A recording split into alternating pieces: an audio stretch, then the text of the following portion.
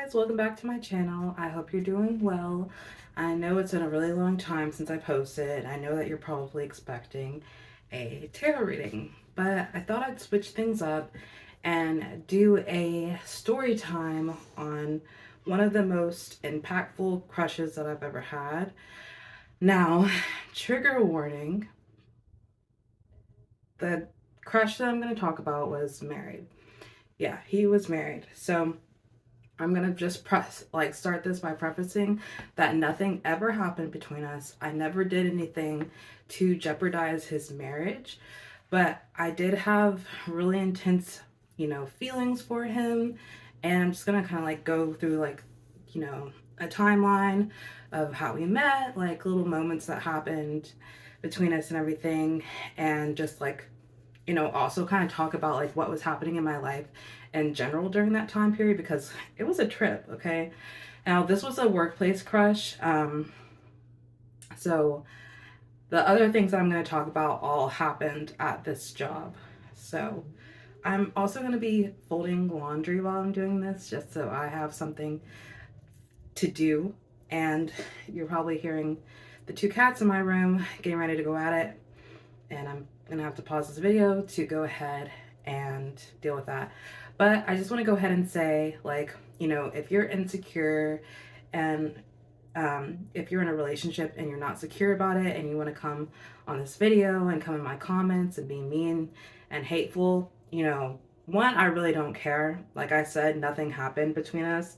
And I, really don't have anything to feel guilty about. This is just me, really talking about my feelings during that time period because to be honest, like I never really got to like share in depth like everything that happened with anyone because I really over the past few years have been cleaning out. Wait a minute, y'all.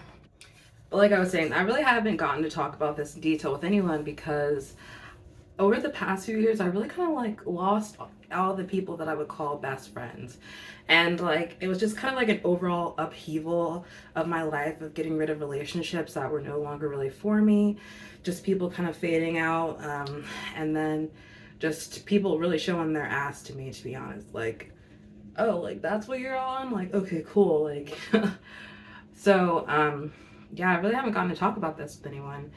And since my channel is about pick a card readings, and I know there's other people that can relate to this, you have feelings for someone that's in a relationship with someone else and you can't do anything about it. All you can do is just focus on yourself and like wait for either the day that might come might come where they get out of that relationship and then you have your opportunity, or wait for your feelings to stop having feelings for them so that you can be open and available for the next person to come in. And to be honest, like I don't really have strong feelings for this person anymore, but it's somebody that I still kind of think about just because how strong my feelings were then without really knowing that person well, which you would call limerence and delulu. We'll get into everything though, because I feel like I had a reason to feel the way that I felt, and we'll get into that. um I'm a spiritual person and I believe in spiritual connections. I believe in past life relationships and stuff like that, and I want to say that I believe that this person and I had a past life connection. um so yeah, let's see, is there anything else? Like I said, trigger warning to anybody that is in a relationship, to anyone that it doesn't feel secure in that relationship. And like I said, don't come in the comments wanting to be mean and hateful. Nothing happened. I'm allowed to have feelings for people, whether they're in a relationship or not. Like I can't really stop that, And like I said, I didn't do anything ever to jeopardize the relationship that he had with his wife. You're probably gonna hear me yell at my cat a few times during this video. And yeah, let's go ahead and get started. So I have notes and everything that I typed out, just kind of like going over everything. Yeah, I'd never had a crush on anyone like this deep, I feel like, because like this guy was like the first guy that, like, I want to say that I had a real basis to like actually like and also feel safe and secure around. During this time period, this was back in 2022, and literally before I met this man, I was asking myself if I was like a lesbian, because I genuinely had more crushes on girls recently during that time period than I had on men. I still to this day really don't find that many guys attractive. Um, I'm also like what I would label myself as demisexual, so I feel like I need to have a like I need to know that person first before I can really like grow attraction to them, especially like sexually. Of course, there's just some people that you just see and you're like, oh yeah, they're fine, like they're hot, they're attractive. But like for me, that's rare. Like especially when it comes to men, like it's rare for me to see a man and be like, ooh, like okay, like it's so rare. So I was literally wondering if I was even like still bisexual. I was like, am I still bi or am I gay? Like, do I just like girls? Like, should I start thinking about that? Like, should I start exploring the idea that I am fully a lesbian, you know?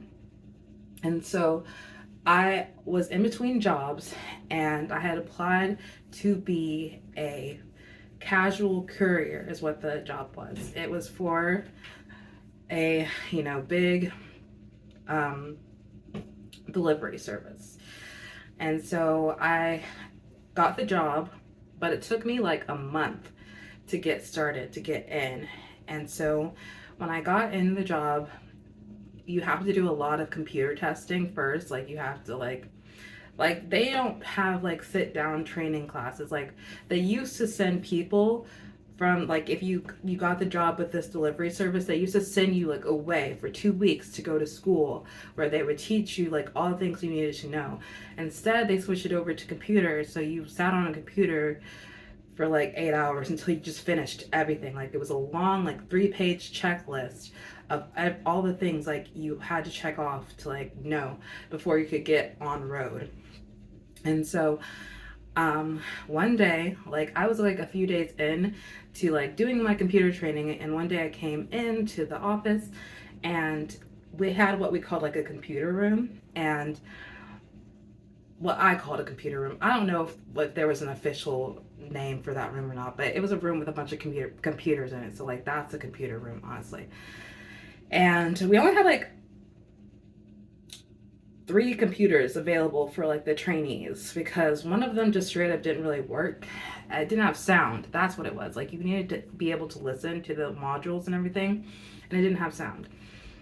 And then one was like for the customer service people, because it was like a station that also had a customer service end. So of course, like all the employees, like some of them were on road, some of them worked in the office, some of them were like managers or whatever, and then we had like the customer service associates. So like one computer was like solely for like the customer service associates or whatever, and like the other 3 were just like for people to get training and stuff on. And like I came in kind of late. Like I loved how laid back like the start to this job was, because you just basically were just free to come and go, and like people would come in like at 8 and be there till 5 during their computer training.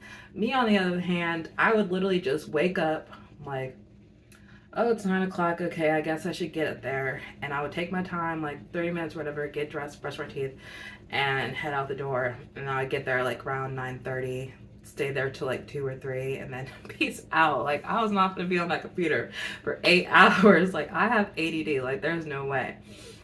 And so one day I get there and like all the computers are taken, and like there's this guy on the computer that like is like probably the computer that I would usually use. And so I kind of just like hung out waiting for him to get off, and I'm like looking at the back of his head. I'm like, I wonder if he's cute.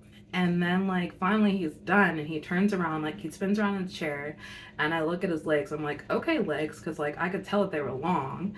And then he stands up and I'm like, yep, he's tall. And I was like, got a brief glimpse of his face, and I was like, okay, yeah, he's cute. Like,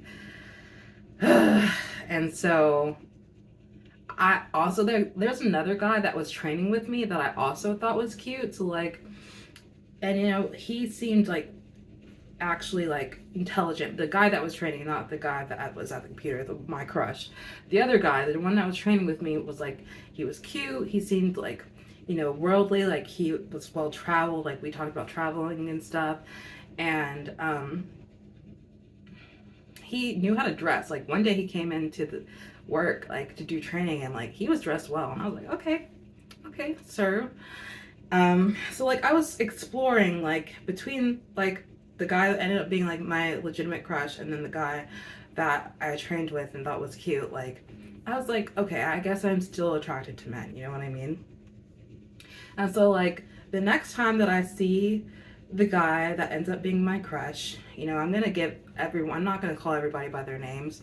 I'm gonna give them like names, but I'll give them their names when I talk about like actually like having one-on-one conversation with them. So I end up seeing the guy again, the one that I thought was tall and cute, talking to like the main manager that I would come in to work every day and like get like my workload, like my training from. Let's call her Deidre. So I saw him talking to Deidre, and Deidre was like, okay, I got a couple more for you, meaning like us, like the people that were training. And he was like, okay, cool. And I was like, you know, this is like my first time really like being able to look at his face, and I'm like, damn, like he is fine, like oh my god. And so there was also another manager that would come in like towards the time that I would leave, like around 2 to 3. So he was like an afternoon, evening manager for that station, and we'll call him. Let me think. We'll call him. Why am I like blanking on men names? We'll just call him Darius. Okay, so Deidre, Darius. So we'll call him Darius. Yeah. So the evening manager Darius would come in, and I got to talk to him a few times. And he was really funny, you know, kind of suave in a way. Not really like to me, but I could just tell like he was just a talker. Like he was a BSer, you know what I'm saying? So, but he was funny though. Like I thought he was funny. And so one day, Darius was walking by the desk that I was working at, and since it was 2022, I still was like trying to maintain wearing a mask. It's like honestly, the first 2 weeks of me working at this job, like I wore a mask. I'm gonna say the first month I wore a mask, and then honestly, I kind of started fading off. But like I was walking by my desk one day. I think I had my mask off because I was eating. I was having a little snack or whatever, and he walked by with cute tall guy, and I like was like, oh lord. So I waved at him. I was like, hey, and Darius, you know, stopped, and they were walking past my desk, which is right next to, we had like a door that you could use to get into the courier room, which later on when I started using the courier room, that's where you go in the mornings to get like your equipment and stuff before you go on road. And the cute tall guy was almost like literally in the courier room. He had the door open waiting for Darius, but Darius stopped to talk to me, and he was just like, you know, how's your training going and everything? And I was like, it's going really good. I'm almost done. And a cute tall guy comes back and he looks at me and he's like smiling at me and stuff, and he's like, good job. And like I was just looking at him, and like I could tell that he thought I was cute. Like something about the moment just let me know like, okay, you think I'm cute too. And I was like, okay, I mean, okay, cool, whatever.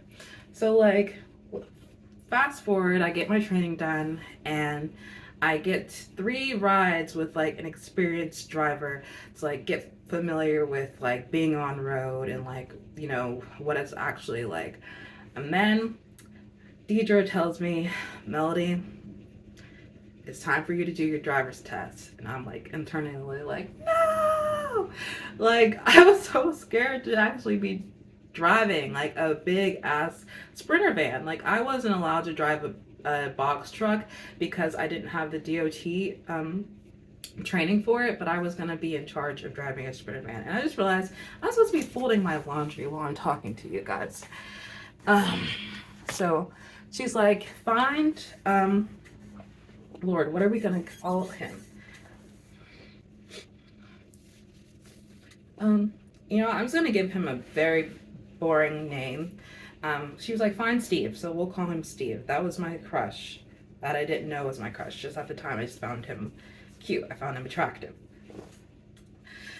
And so I'm looking around the building, and mind you, like his real name, for whatever reason, like I was looking around for a black guy. Steve is a very boring, like kind of white name. But I was like looking for a black guy, and I'm looking running around the station, like talking to the drivers I do know, and I'm like, "Hey, do you know where Steve is?" And they're like, and they didn't know. So I'm like just hanging out with them, like kind of like talking to them and stuff while they're pulling their packages off the belt and sorting their truck. And then Steve walks by. And lo and behold, it's the guy that I found attractive. And it wasn't a black guy, it was a white guy. And so he looks at me and he's like, "Hey, are you Melody?" And I was like, "Yes." And he's like, "Come on." And I'm like, oh, I wasn't prepared for this. Like, I was not prepared that for you to be the driving instructor. Like, damn. And so I run up the catwalk and like we're walking, and he's walking very fast with his long legs. And I just like energetically, I'm like, okay, we're gonna be hot girl. You know what I'm saying? Like I'm that bitch in this moment. You know what I'm saying? And so we sit down, we get in his office and we sit down and stuff. And he's like smiling at me, and I'm like, and he just starts talking about like all the stuff that we're going to be learning today. And he asked me for my ID, and I give it to him. And while we're sitting down, I notice that he has a wedding ring on. And so I have to like change my whole demeanor and approach from I'm that bitch to I'm very much girl next door, good girl, not going to cause any trouble. So, damn it, he's fucking married. Ugh. And so, he asked me for my ID so he can make a copy of it. And he takes my ID and he looks at my picture and he's like, "Oh my God, I love your hair." Like, and I was like, "Thank you." Cause like in that picture, I had my natural hair still, versus in that moment, my hair was like relaxed and it was like straightened or whatever. And so I'm like, damn, so he is attracted to me. Like, what are you on? Like, come on. Damn it, he's married. And so he goes to copy my ID, and while he's gone, I'm like thinking to myself, he's a dad. He has a child too. I can fucking feel it. And he literally comes back and starts talking about his toddler that he has. And I'm like, fuck. Sorry, probably should edit that out. But he's very nice, very chill. And I, really felt comfortable around him. And so we get outside to take my driving test, or not to take that. We have to. So most annoying thing about that job is like you have literally learn everything and then you test yourself on it. Like, so we go outside and we have to do a pre-check on the vehicle first, like going under the hood, making sure everything's okay, it has enough oil in it, checking the windshield wipers, checking the tires, making sure that the like signals work, the brake lights work and everything. And it's just like a crash course and like pre-checking the vehicle. And like we go over it like 3 times. He's like making sure that I know like the routine of it. And like, he was very, very kind to me and very really understanding of the fact that this is like crash course. Like, it's going to take me a second to like get it. And like, so, he just made me feel really comfortable. And then like after we did the pre-checking, we learned how to like do the vehicle in between cones. I learned how to reverse park my vehicle. I learned how to parallel park it, which you're never supposed to do, but like you still have to learn how to do it. And I wasn't in a Sprinter van. I was like in a tiny rental truck. And so that also like just made me feel really comfortable. And like at one point, like he goes and takes a lunch. I just sit in my car and like just decompress, like being in proximity to this man that I actually found attractive for once. And then like we come back and he's like, okay, like we're going on road now. So I'm gonna drive first and we're gonna, I'm gonna teach you everything that I'm gonna be looking for when we are on road, and then it's gonna be your turn. And so I'm like, oh. And it's at this point, like in the morning, it was hot and I had a hoodie on and towards the end. So at the end, I was like, it's so hot. I had my mask on still. Like I was saying, I was masking up for a long time at the beginning of this job. And so I took my hoodie off and I took my mask off. And so like that was like really like the first time that he was like seeing me without a mask besides like my ID. And so like he's driving and stuff, and like before we get out on the road, like he's driving to like the gate that we have and waiting for the gate and to open and stuff. And so I start asking him about like, just regular questions and stuff. Just we would start talking. And it was really comfortable like opening up to him or talking to him. I mean, obviously I don't remember everything that we talked about, but I do remember bringing up his wife, because I was like, so like, he was telling me that he lived in Oregon for a while. And I was like, okay, so like, is Oregon where you met your wife? And he was like, oh no, like we met in school or whatever. But, she has like a 6-figure job. And like we traveled, like she like was working as this. I'm not going to say what her job was, but she was working as this for her job, and like she was working over there, so I like lived with her in Oregon. And I was like, okay, cool. And then like he's talking to me about his son and how like their jobs are like completely opposite schedules. And he was like, yeah, like, I work here and then I pretty much get home and she has to go to work, and she works like all night into like all evening into the night, and like doesn't get home until like really, really late at night. Like he was like making it seem like she didn't get home until like 12 a.m. and they only get to see each other on the weekend. He was like, yeah, I'm pretty much like a single dad. And I was like, damn, that sucks.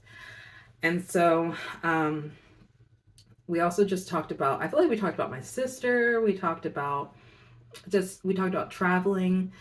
I talked about how I wanted to go to Ireland one day, and he was like, yeah, we've been to Ireland. Like my wife has like family over there. And I was like, oh man, that's awesome. And he was just like, maybe like one day, like we could go. Like I don't remember exactly how I phrased it, but he literally was like, if you're still here, like we could go. And I was like, okay, like what? Like I literally just met you. But yeah, like we had a really comfortable conversation. Like I love the fact that he asked me questions as well. Like it wasn't just me asking all the questions, because I'm a Gemini. And it turned out that he was a Gemini too. I found that later on. But I was like, I'm a Gemini, so I'm very inquisitive when I want to get to know someone. Like I'm gonna ask you questions about yourself. And I really appreciated like that you asked me questions too, because I want to feel like you care to learn and get to know me. And he made me feel like he cared to learn to get to know me. And so we also talked about how I'm pursuing acting, and how like that's like my main career focus, and it's such a struggle for me to find a job that I can, not feel energetically drained from. Like I still can put my focus and energy into acting as well. It's so hard to find a job that also allows me the flexibility to like, take off and go be on set when I finally book a role or whatever. And like, I was like telling him how at some point I need to move to LA, or I wanted to move to LA then. I don't really care to move to LA now, but that's a different story. And so he was really like very positive about that. And like he was like, I can tell that you're very like motivated, and like, this is something that you want. Like, I believe in you. Like you're gonna achieve these things. And I was like, wow. Like, and also during like the test, like he was so affirmative. He's like, good job, like always telling me good job, always telling me that he was proud of me when I did something like correct.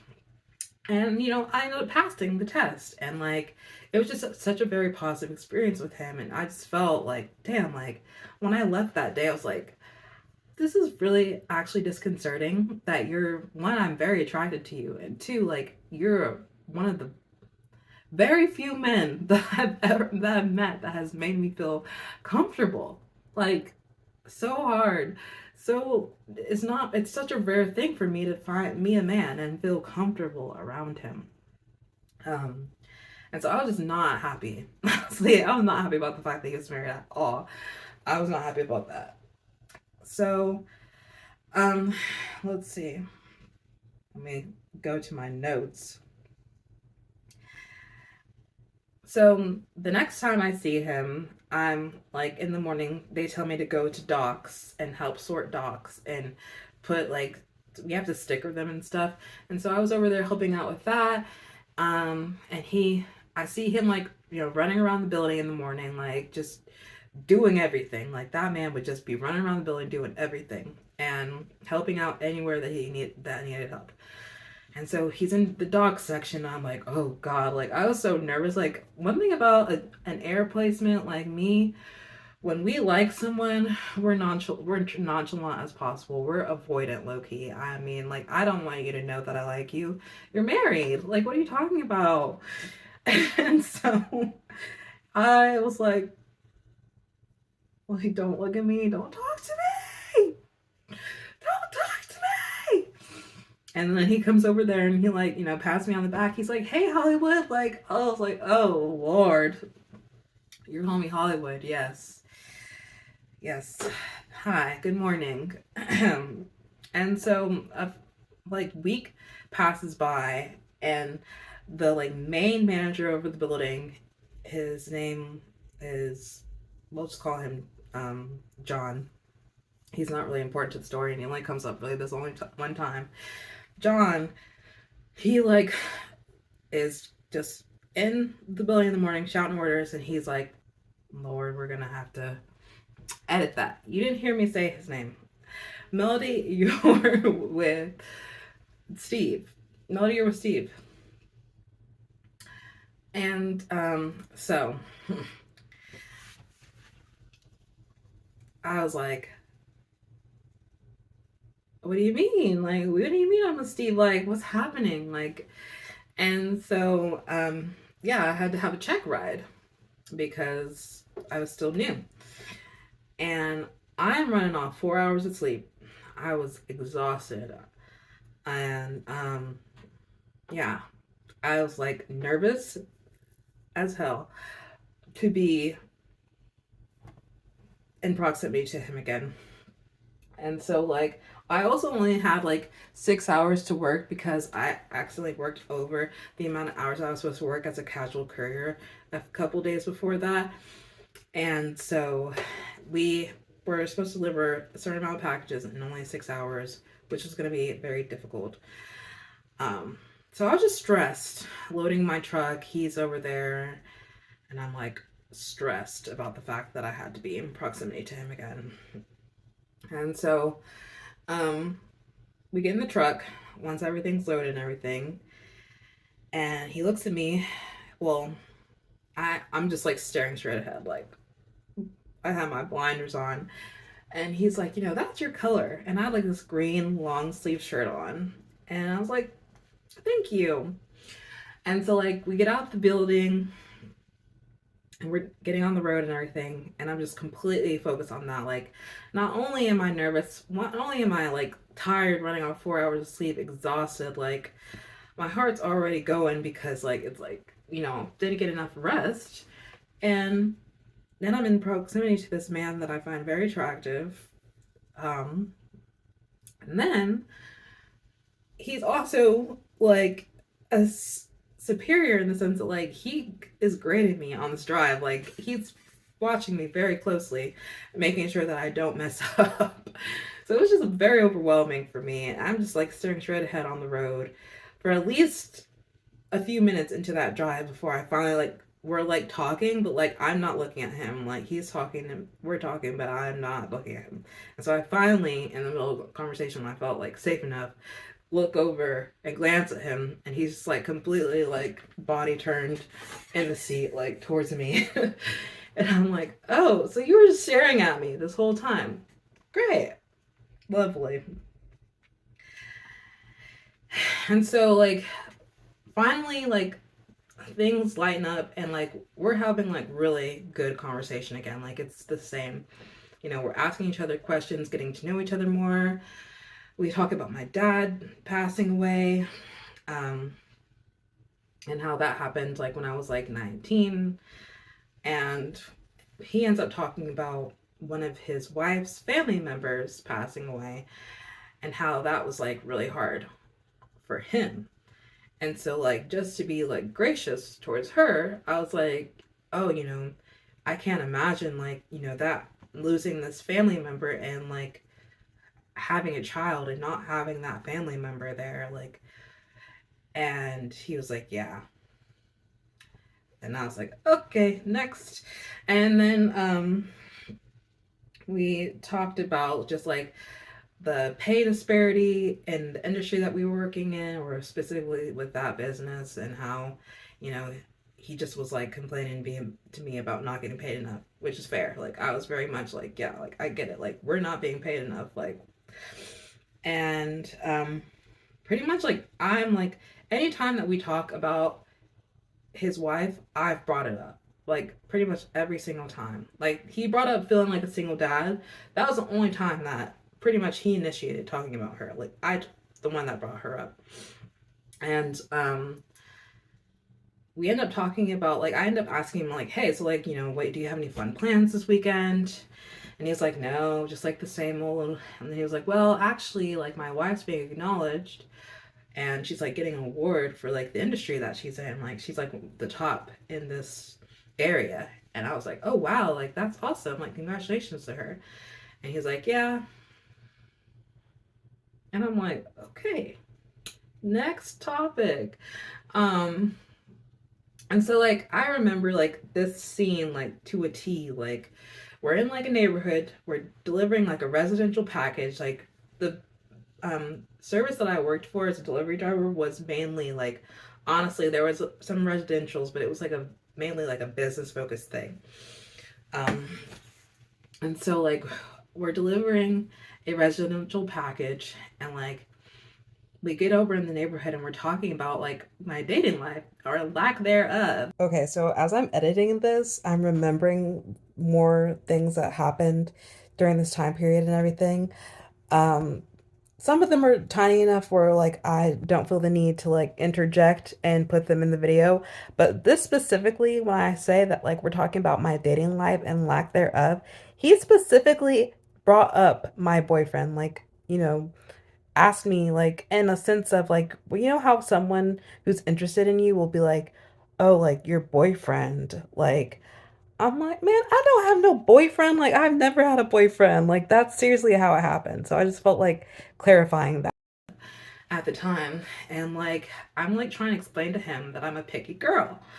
And I was like, you know, I, I mean, like, I just feel like I'm kind of trying to say, but not sound cocky, but like be like, I'm in a certain caliber and it's really hard to find other people that are in this caliber. And like, I can tell the way that he's looking at me like, bitch, you really think you're all that? But like, he's not doing it in a really judgmental sense. Like, he's not like, bitch, you think you're all that. He's just like, okay. And then like he asked me like, well, you know, you're around my age, right? And I knew like from a conversation that we had that he was 30, like he was in his early 30s. And I was like, no, I'm 24 at the time. And he was like, well, of course. He gets it, like it clicks, like he's like, oh, of course, like yeah, no, it's hard. The way that you are, you like I thought you were mature, like you were obviously like so mature and like oh yeah, you're not gonna find a guy in your age range. She's like, you need to date older. I was like, yeah, I need to date older. Like, what do you mean? Like, and he's just like starts listing. Like, there's this TikTok sound. I'm gonna find it and I'm gonna clip it and put it in the video. There's this TikTok sound that was like, another one, thank you. Another one, thank you. And he, another one, thank you. Another one, thank you. Another one, thank you. Another one, thank you. He starts going off. Like, he's like, you're beautiful, gorgeous. And he literally is just saying synonyms of those two words of beautiful, gorgeous, smart. No, it was beautiful, smart. He's just like going off like beautiful, smart, gorgeous, blah, blah, blah, blah. And I'm just literally looking at him like, another one, thank you. Like, I wanted to have no light work, no reaction all over my face, because I was like, I cannot react to this the way that I want to. Like, the way that I want to is be like, yes, like, you think I'm gorgeous? Like, you think I'm beautiful? Like, you know what I mean? Like, I wanted to be like, instead I was just like,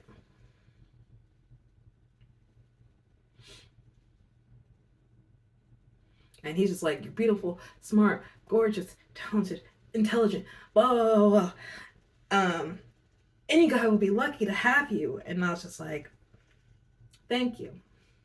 Like, I hated it, because I really just wanted to be like, you know, thank you for saying that, because like, I honestly think you're attractive and like all these things too. And like, I would really wish that, you know, we met at a time that you weren't married, because then maybe like this could be something. Maybe you could have a chance to like explore this. But no, like, you're married, and I cannot give you this reaction that I want to give you for like calling me all these things. And like I said, in my head, I'm just like, another one, thank you, another one, thank you. Like, I'm pretty sure I like thought that like at least 5 different times. Like, that at the very least how many like compliments he gave me in that time period of him just like hyping me up, telling me that any guy would be lucky to have me.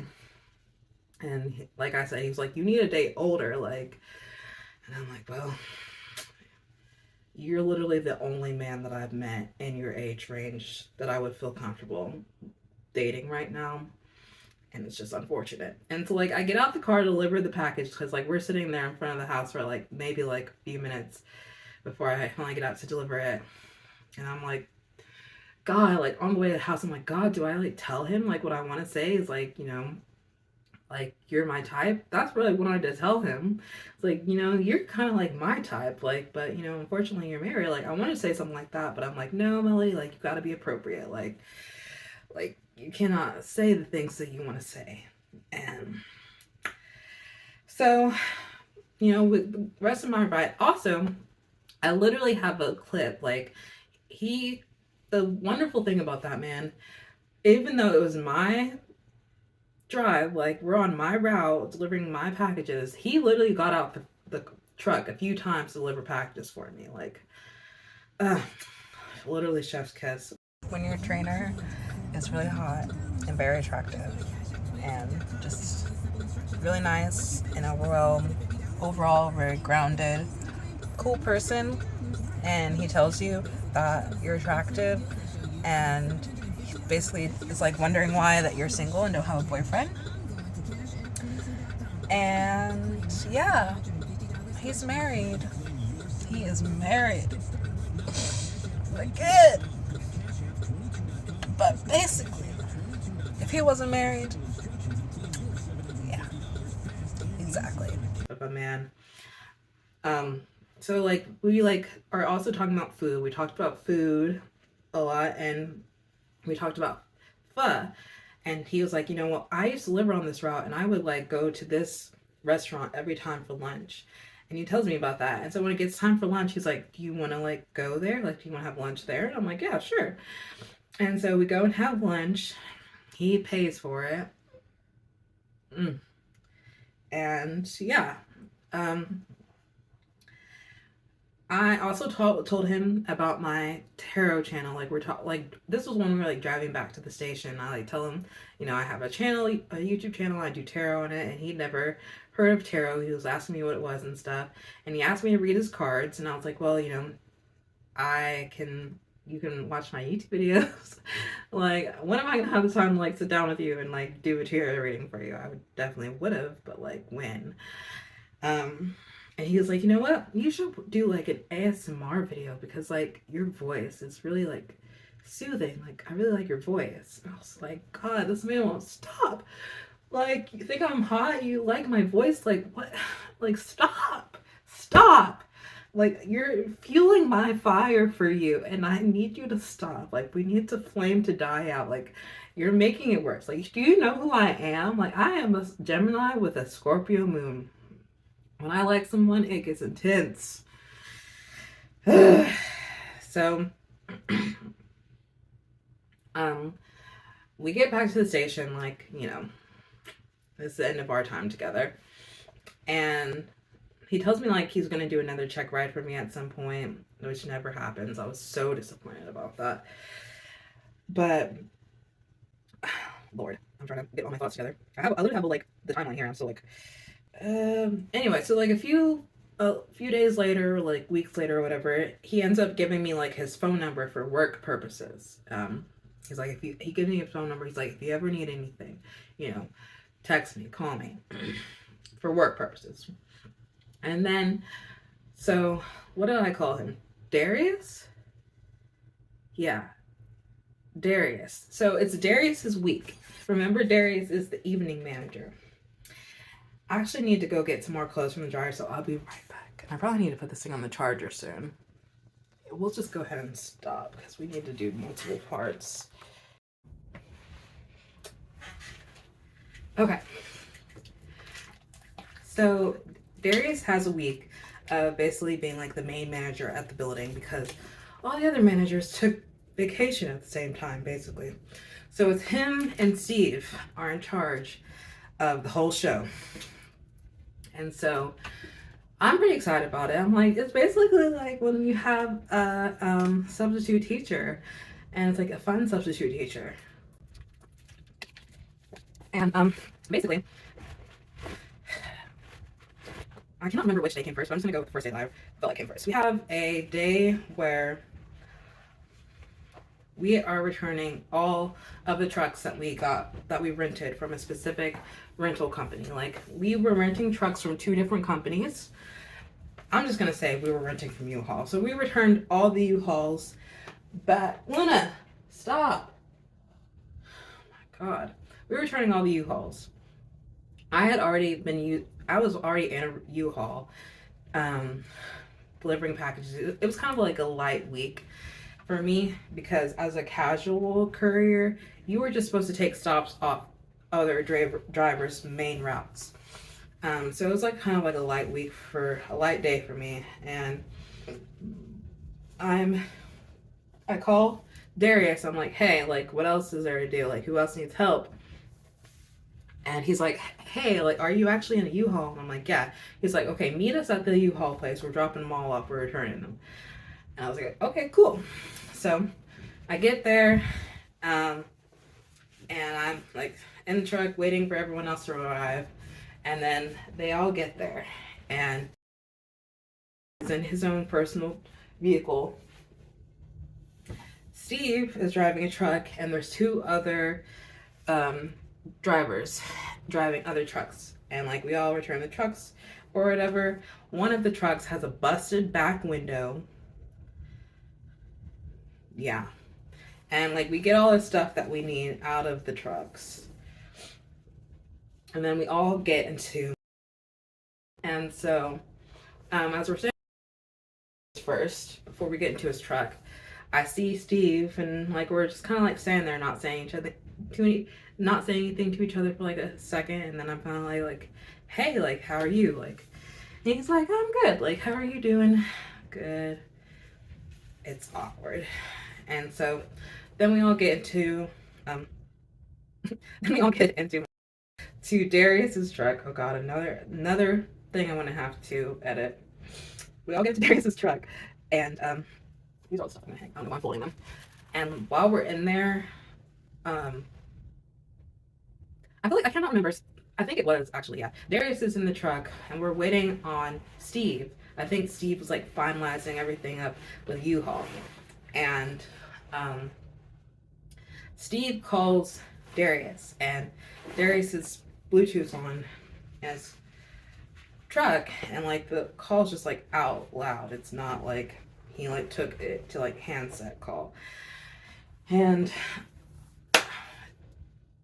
I don't remember what Darius said, but he mentions me and like says something about me or whatever while Steve's on the phone, and Steve's just like kind of like, yeah. And I'm like, I don't remember what Darius said, but I just remember me being like, no, I'm not. Like, he was like teasing me, and I'm like, no, I'm not. Like, what are you talking about? And I think Steve didn't even like react. Like, he was just like, okay. So then finally he gets done. He comes and sits in the passenger seat behind, and I'm sitting behind him. And like, we're all talking as we're driving back to the station. And Darius starts talking about like astrology and like zodiac signs. And he's like asking everyone what's their sign. And I tell him I'm a Gemini.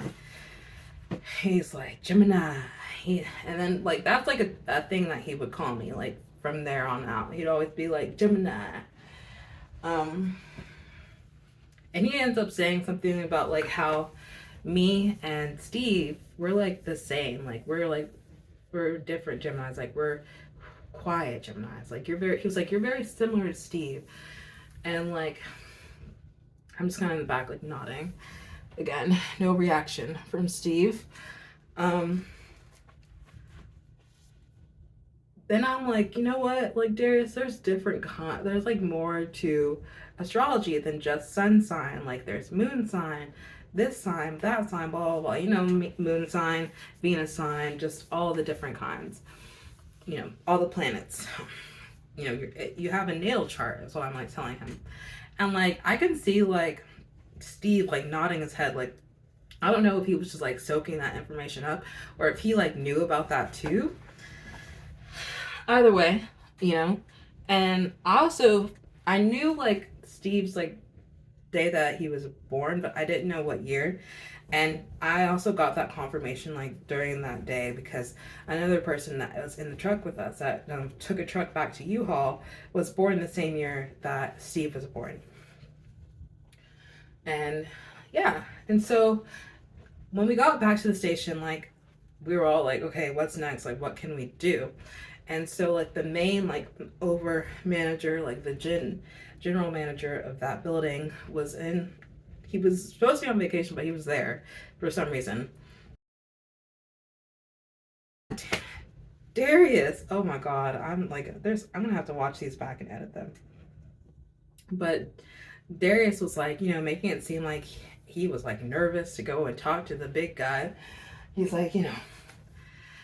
And so we go back there and basically I'm like, you know, what can we do? Like to John, I'm like, John, what can we do? Like and he's like, do you want to like take this piece of equipment that we need to give back to a different station? Like they need it. Do you want to take it down there? It's like a 2-hour drive. And I'm like, yeah, why not? I'm going to get paid for like driving 4 hours straight. Like what? And so when I come out from like talking to him, Steve is like hanging out in that area and he's like, you know, good job. Like, and he's like, you know, smiling at me and stuff. He's like, drive safe, like be safe. And I'm like, swoon. So when I get back, I feel like when I get back from taking that thing out there, I come and check in with Darius in his office. Stop. You know what? I'm throwing this thing away. Give me 1 minute, y'all. Or that cat will be the death of me. Like, what? That cat is crazy. Anyway, so when I come back, I cannot, it's all congealing, you know. This week, that was like Darius' week of being in head honcho.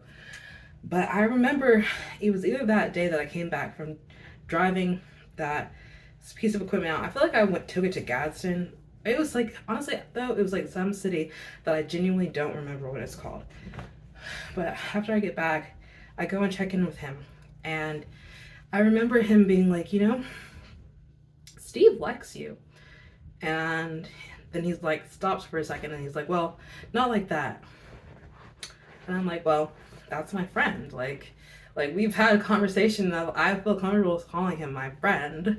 Like, and he doesn't say anything to that. But he goes on to talk about how, excuse my cat. He goes on to talk about how he almost got in trouble one time. Like, he's like, you have to watch what you say, blah, blah, blah. Like, I almost got in trouble because an associate, like, tried to get me in trouble for saying that, like, I was sexually harassing them and stuff like that. And I wasn't, she wanted me. She wanted me because I wasn't going to give it to her. I'm like, okay. Like, haha. And, yeah. So then one of the other days that was Darius's week, I get to work and Darius comes to me. He's like, you're leaving us? You're leaving us? Like, you're not leaving us. And I was like, you know what? I feel like this conversation that we had where he was like, Steve likes you, I feel like that happened at the end of that day. But so just act like I'm not attaching it to the day where I went on the 2-hour drive after delivering the U-Hauls back. I think it happened on this day that I'm about to talk about. So yeah, Darius is like, you're leaving us? You're leaving us? I'm like, what? He's like, you going to LA? And I'm like, oh Lord, Steve's out here telling my business. Like, what do you mean? So then him and Steve, like, we're trying to find a truck for me, and we find one. And Darius is like, do you think I could be an actor? You think I could make it out there? And I was like, yeah, like, definitely. And then Steve's like, you think I could too? And I was like, yeah, definitely. And so I think it's that day that, like, at the end of my day, like, I'm talking to Darius about, Steve, and he's like, Steve likes you, but not like that. So I think that's the day that happens. Also during that week, I feel like Darius finds out, like, that I, like, was born the same year that he graduated high school, which we'll talk about that more. It gets weird. So also, I think that day though, like, that after Darius and Steve asked me if they could be actors, during that day, like, after I finished the little stuff that I had, like I said, it was a very light week and I didn't have that much stuff to take off drivers. I end up calling Darius, no response. So I'm like, okay, well, let me try Steve. And I call Steve because I'm, like, sitting and I'm like, I need more stuff to do. Like, it's only, like, the middle of the day. Like, I need more stuff to do. So I call Steve. He doesn't pick up either. And so I'm just like, okay, well, I guess I'll eat lunch and then, like, head back to the station and see if there's there. And so then Steve ends up calling me back.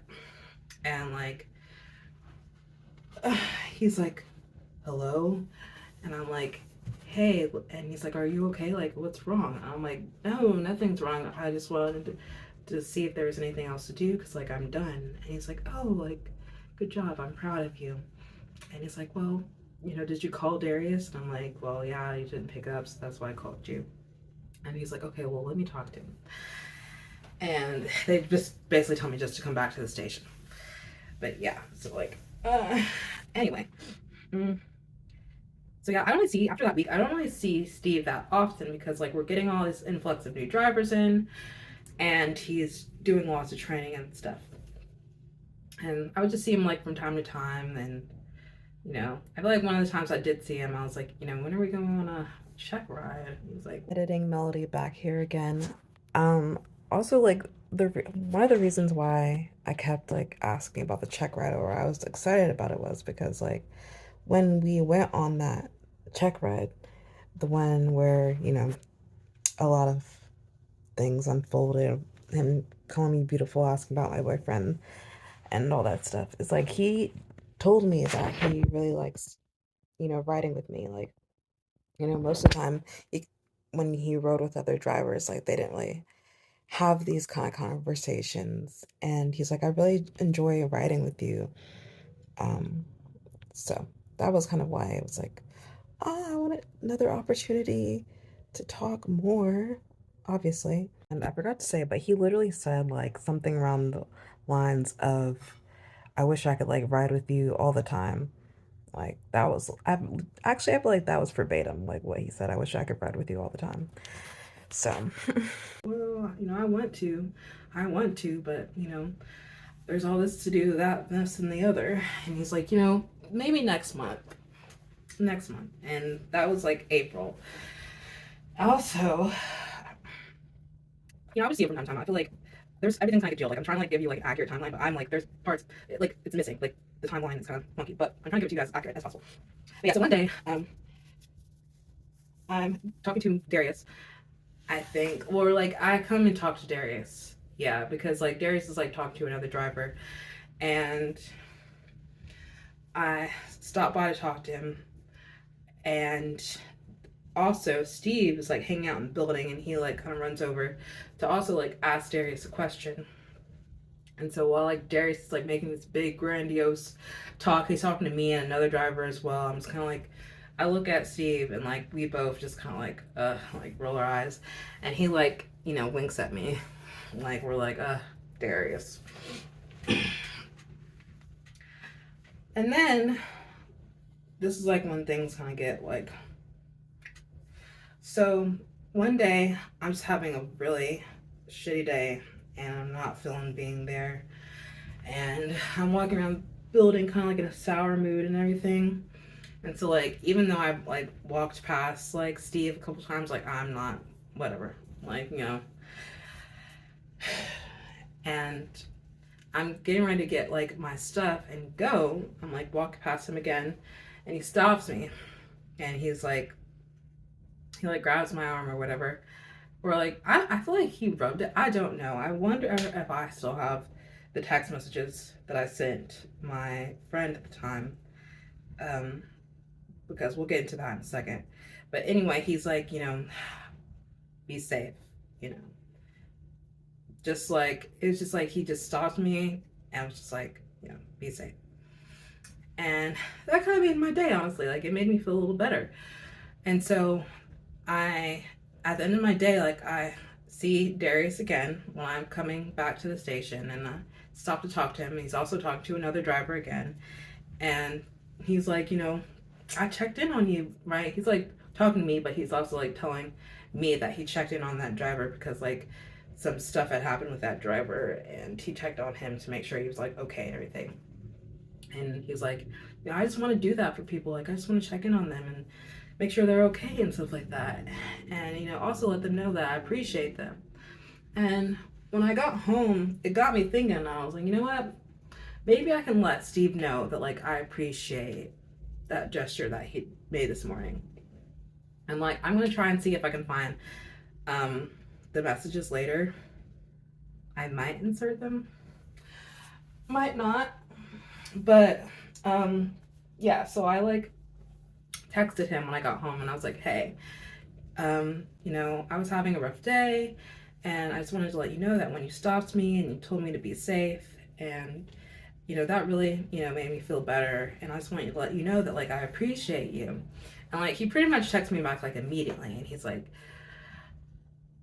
this made my day. He was like, Melody, like this made my day, like I appreciate you too, you're one of my favorite people to work with. And I was just like,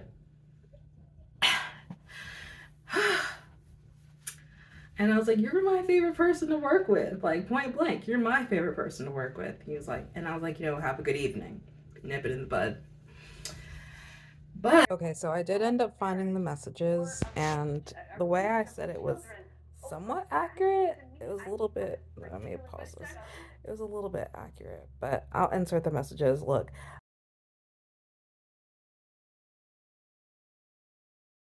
I'll own it, okay? Full ownership. The emojis in the messages were cringy. Maybe, like, depending on your point of view, it might be a little bit tacky, a little bit inappropriate. I'll own that. But, like I said, nothing ever happened between us. And, like, that was pretty much the only thing that happened outside of work. But the next time that I see him, like, I chose to wear a little light facial makeup, I wanted to look my best. But when I see him again, it's just like completely awkward. Like, he just kind of like when he sees me. And I'm like, damn, like, I'm genuinely starting to freak out. I'm like, what did I do? Like, did I do something bad? Like, I should have never sent that message. Like, I started feeling guilty about it. And that's why I ended up texting it to that friend to be like, I feel terrible. And she's like, no, like, literally, this was like a conversation between associates. I bet it's like, you did nothing wrong. But anyway, yeah, so like, I'm just panicking. Like, I'm like, he's not looking at me. He won't talk to me. Like, what did I do? Like, I did something terrible. Like, oh my God, like, I felt terrible. And this was also during this time period, like, there was eclipses going on. And one of the eclipses, I can't remember if it was a solar eclipse or a lunar eclipse, but it was like directly conjunct my moon, my Scorpio moon. It was like a Scorpio eclipse in like 28 or 29 degrees, which my moon is at 28 degrees Scorpio. So like I was going through it. Okay, I was emotional. So like finally, as I'm getting in my truck and getting things ready, like we make eye contact, and like I think he gave me like a little wave or a smile or whatever, and I gave him a smile back.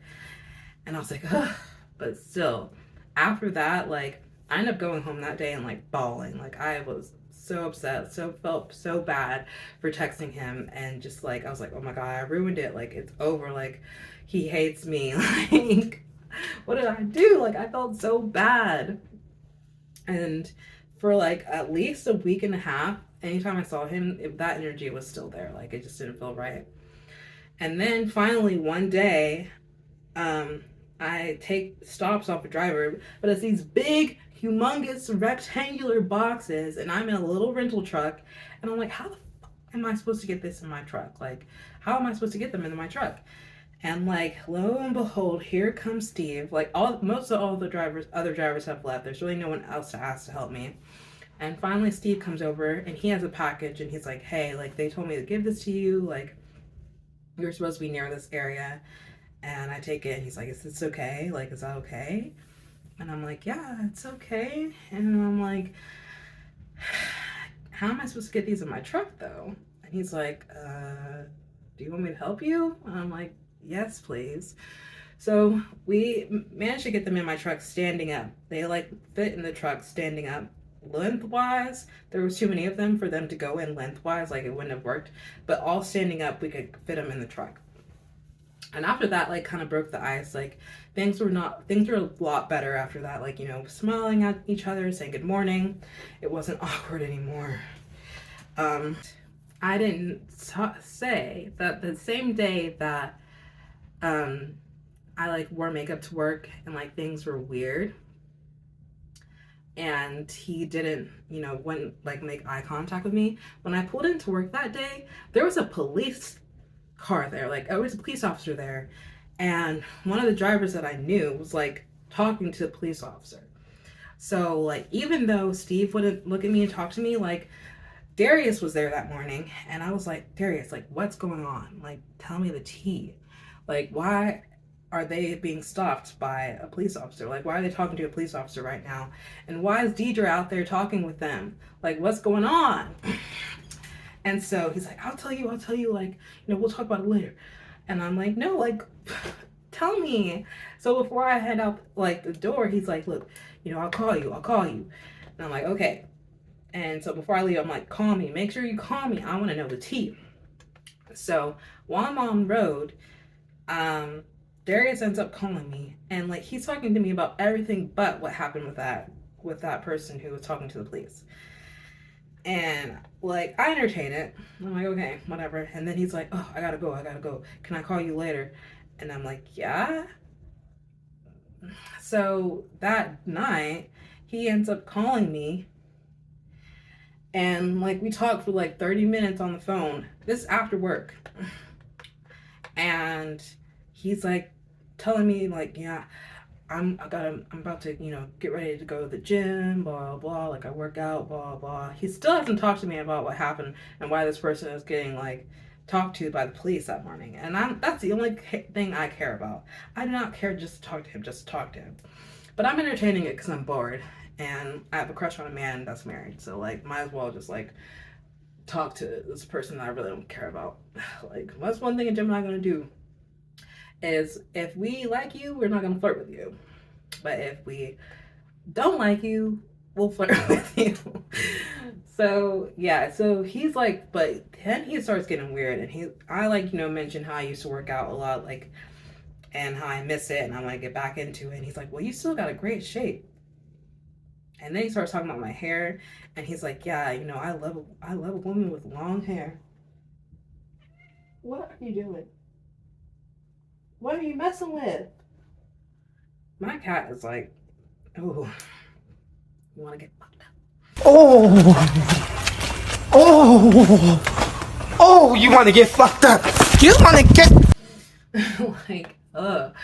But yeah, he's like, I love a woman with long hair. Like, and I'm like, anyway, I gotta go. So, like, that day, that solar eclipse day, I was in bed crying because that man, Steve, he wouldn't look at me, wouldn't talk to me. Like, it's the same day that Darius tries to start talking to me.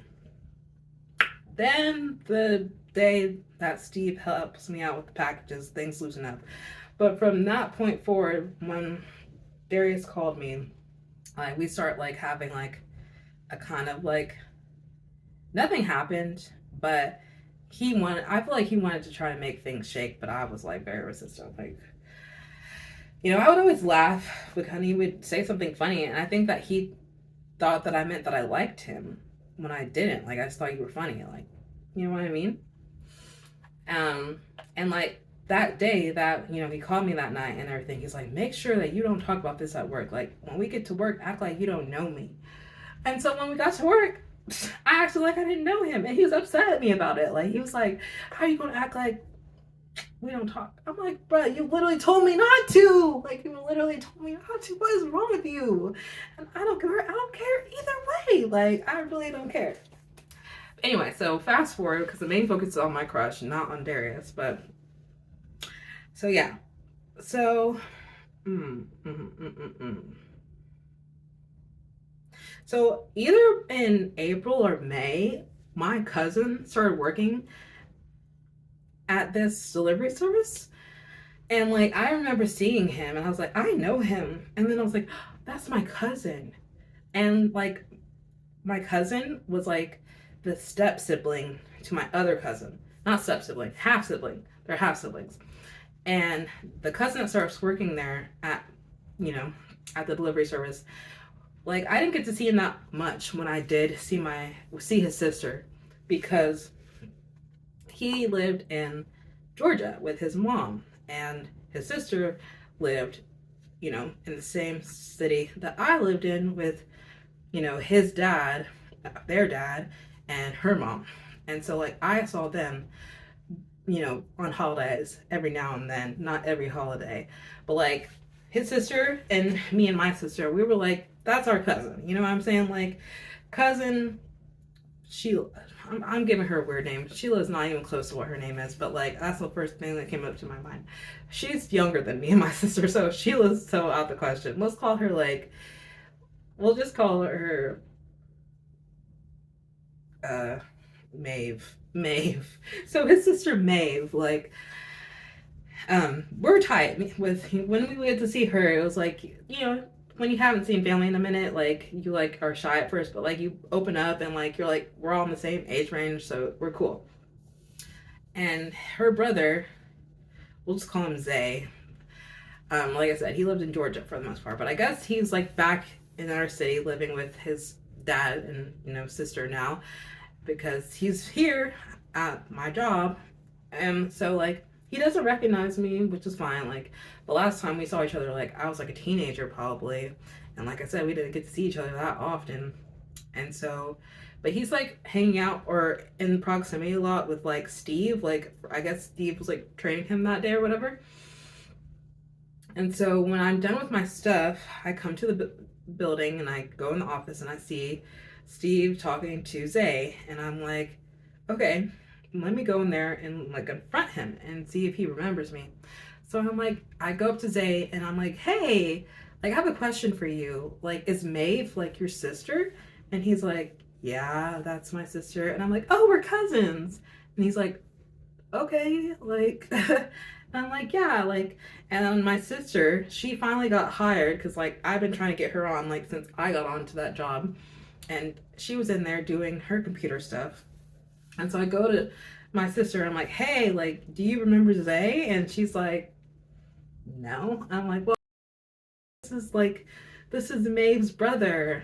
Like, it's so awkward. But all I remember is that when I first approached Zay, like, and I was like, hey, can I ask you a question? Like, I looked up in my corner of my eye and I saw Steve, and he was like, he looked like, what's happening? Like, what's about to go on? Like, what do you have to talk to him about? Like, but when I, like, was like, we're cousins, like, he smiled, like, it was like an obvious, like, mood shift, in my opinion. So yeah, like, my cousin now worked with me and my sister. And I remember, like, one day, like, Deidre asked me to, like, help him out because, like, we're supposed to, you know, he was supposed to be on road, but, like, he didn't even have all the stuff that he needed to have. And so I gave him my number and I was like, hey, if you need anything, like, here's my number, like, just call me or whatever. And I never got his number. Like, I think, like, he texted me back, like, to be like, this is whatever, but I never saved his number. And, like, fast forward, like, I think last year, I got a number from a random text being like, hey, cuz, like, just checking in, like, how are you doing? And I think it was him, but I'm not quite sure. I, like, honestly, after when I, like, went in there and made a scene and was like, we're cousins, like, I kind of, like, regretted that and felt embarrassed about it for a little while. But I kind of ended up, like, appreciating the fact that I did that later on, because my mom ended up getting married later that year, and my extended family, like her brothers and sisters, came down for the wedding. And because they were there, now we're seeing my cousins that live in the same city as us that we never ever see. Like, we literally only see them when her brothers come down to visit us. That's why it's like I really did not see him that often at all. But he ended up being at his dad's house when we went all to go hang out. Well, not, he went to, we call my great aunt, he was at his great aunt's house. Like, my great aunt, we were all at my great aunt's hanging out, all my uncles and stuff were hanging out with the cousins. And my cousin that worked at the delivery service was there. So I feel like it would have been awkward. All I'm saying is that I'm glad that I ended up saying something to him about us being cousins, because imagine if I never did. Deidre asked me to help him. I gave him my number, and I'll show up to, like, our great aunt's house, and I'm like, hey, remember me? Like, so, like, yeah. Anyway, let's get back to the real topic at hand. With Steve, like, you know, things were still in recovery mode from being awkward, but one day, randomly, I'm like, I get a set of keys and I'm like trying to find the truck. So I'm like pressing the button, you know, the unlock button, like trying to find the truck. And I'm like, and I'm approaching the truck and I'm just keep doing that, making sure like the back lights are working, like the turning lights are working. Cause you know, like those lights come on when you're unlocking your car or whatever. Or at least for those trucks they were. And Steve sees me, darts towards me, like literally like runs towards me. He's like, are you pre-checking your vehicle? That just warms my heart. I'm like, hello? Like, what? And so like he like immediately starts doing the pre-check for me. He like opens up the front of the truck, Laura, I'm missing, opens up the front, is checking the oils, checking the windshield wipers for me, checking the tires, like do the whole pre-check for him. Or he didn't check the tires, but he did the pre-check for me basically. And like we're talking and I'm like, you know, it warms your heart, huh? And he's like, yeah, it does. And I'm just like, okay, how do I keep this moment going? I don't remember everything I said, but I do remember like he opens up the door for me to get into the truck once he's done, and like we're just talking and stuff, and he's like, I'd hate for you to like be on the side of the road, you know, because like your truck broke down. And I was like, well, I know you come and get me. And he's like, you know I would. And then he like, you know, goes off to do other things. And then I get out the truck and I look and find out that one of the tires is flat. So I end up having to get another truck anyway. And as I'm doing that, he like again comes and finds me. He's like, oh good, like I have a package for you to take. And I feel like we had another conversation, but I really don't remember it that much. And then like, so this like starts like a series of like events where like things start happening again. Like things happen again to fuel like my crush on this man basically. And one of those moments was, so I'm like talking to a driver in the morning, like I'm pulling stops off of him, and like I'm like just looking around the building, you know, as I usually do, trying to find where Steve is, just to get a glimpse of that man. And I look and I see that he's actually on the catwalk, like walking towards me, and I'm just like I freeze, like I low-key panic, like what am I gonna do? Like obviously I'm gonna say like good morning, like it really only comes down to that. But you know, I'm just like kind of mentally preparing for it. But as he walks by, I feel like this on the back of my arm, like dead ass, like the slight tickle sensation. And I'm like my body like goes stiff. And as he's doing that and walking past me in a low voice under his breath, he's like, I didn't know you had a tattoo right there. And I was like, ah, stop it. Like, how would you know? Like, we've been wearing long sleeve shirts until this moment. But anyway, I was just like, and so like, you know, he just must have walked past me after saying that as if nothing happened. So I'm like, I'm like, sir. So I'm like, oh, you didn't? And he's like, no. And then I'm like, how are you doing? And like, and then he turns around, like he's still walking straight. And then he turns around and he's like, you know what? I'm doing good. And I'm like, okay. Like that. Like, sir, you cannot, from the beginning of this till now, tell me that I'm beautiful, that I'm smart, that I have a, like, you like the sound of my voice, all these things, and then touch my body like that and be like, I didn't know you had a tattoo right there. Like, do you want to see the rest of them? You can't, because you got a ring on your finger. But let me just tell you. Like, let me just tell you, like, after that, like, the flame was on. Like, there was no stopping it. Like, the intensity of my crush was, I had no control. The control was gone, okay? And then, like, later, I think it was that same week, honestly. It was either that week or the week after that. We're all required to be there on a Saturday. They make it like this big deal. It's Mother's Day. And we're all required to be there on a Saturday because there's just so many packages that need to be put out. They end up like only sending the men out and like letting the women stay. Like, oh, I love to be a woman that day. And so, but that morning, you know, as we're all getting the packages on the belt, like getting everything sorted and everything, like I'm like just, you know, getting in where I can fit in, because I really never had a morning task as a casual courier. Like the real drivers, full-time and part-time drivers, they have certain tasks that they're tasked to do in the morning, and I never really had that, okay? It was just my responsibility to get them packages from those drivers and put them in a truck. And yeah, so I like looking around for Steve, and I realized like when I'm talking to someone, I kind of like just look around, like just, you know, casually like glance around, and I'm realizing like Steve is looking around the room, like, and then he looks at me and then looks away, like, and I'm like, wait a minute, like what if he's like doing the same thing I'm doing, like checking to see where I am, like how I'm always like kind of checking to see where he is. And I'm like, you know, okay, maybe I'm just a little delulu. But yeah, so all the women get to go home, but they're like, let's go all out to eat and have brunch. And Deidre's like, Melody, you coming? I'm like, yeah, sure, I'll come. And so she's also like, also you have a task that you need to do in the computer. Oh, because at the time I feel like I was like, okay, you know what? I'm committed to being like a part-time driver because I need more money than what I'm getting. And she's like, oh great, you need to fill out an application. And so like I get on the list of like jobs that are available in like the network and like trying to find the application to be a part-time driver, and like we're all in the computer room.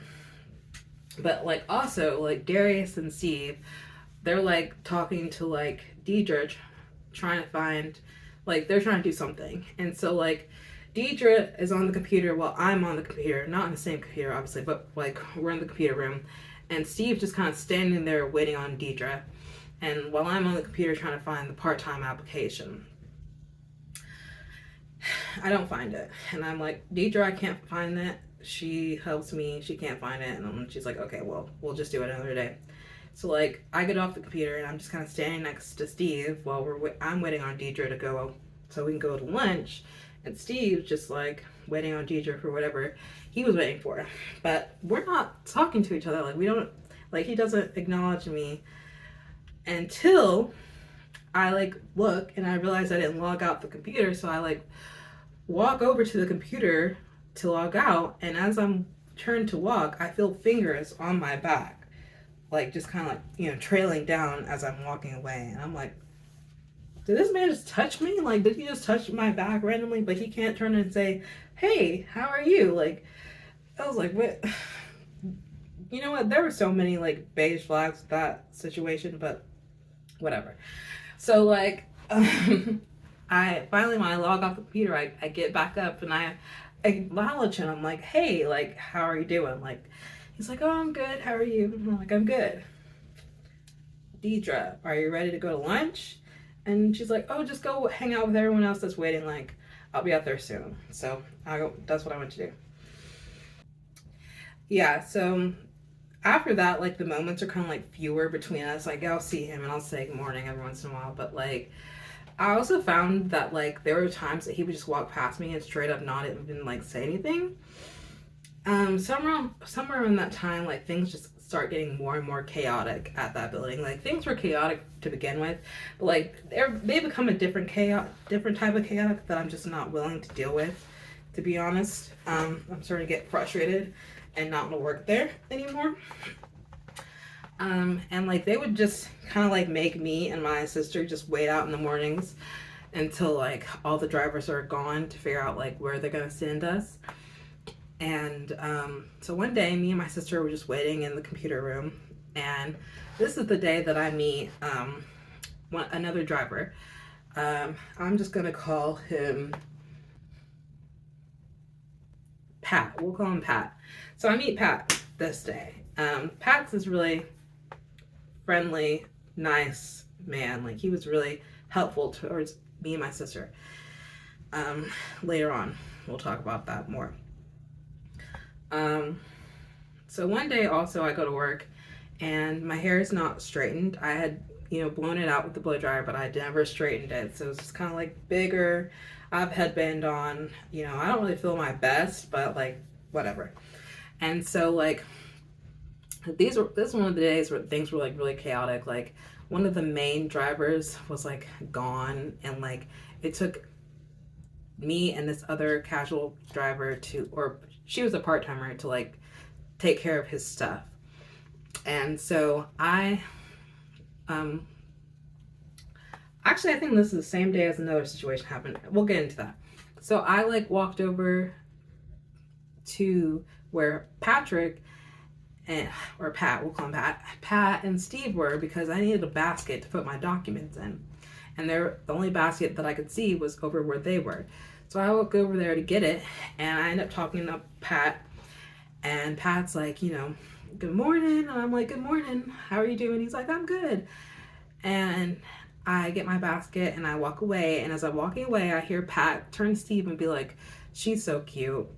And Steve's like, she is. And I'm like, I literally didn't realize, like, I was like, did I really just hear did I hear that? Like, is that what they really said? But I'm like, sure, but like, I'm sure that that's what he said.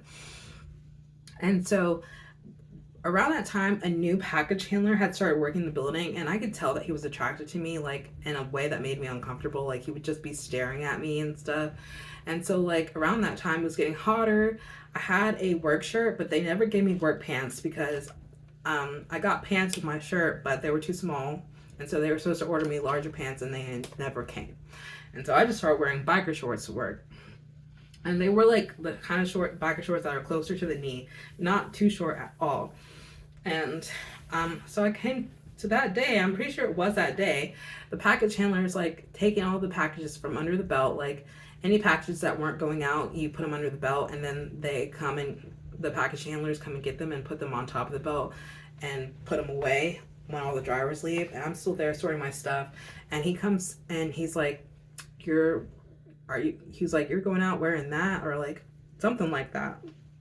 Just like, you're really wearing that out? And I was like, and he like looks me up and down and looks at my biker shorts. And I was like, what? Wearing what? Like, what are you talking about? He's like, you're wearing that? Like, and I'm like, I know you're not talking to me. I know you're not talking to me. Like, bruh, what the fuck? And so then I like talked to another driver, the one that like I was pulling stops off of the main driver's truck that was gone on vacation with. And like, I'm like, you know, we're coordinating what we're taking, but before she leaves, I'm like telling her like what happened. I was like, you know, that made me really uncomfortable. Should I talk to a manager about it? And she's like, well, I don't know. And I'm also like, I don't know. I never ended up talking to anyone about it, but I wish I had.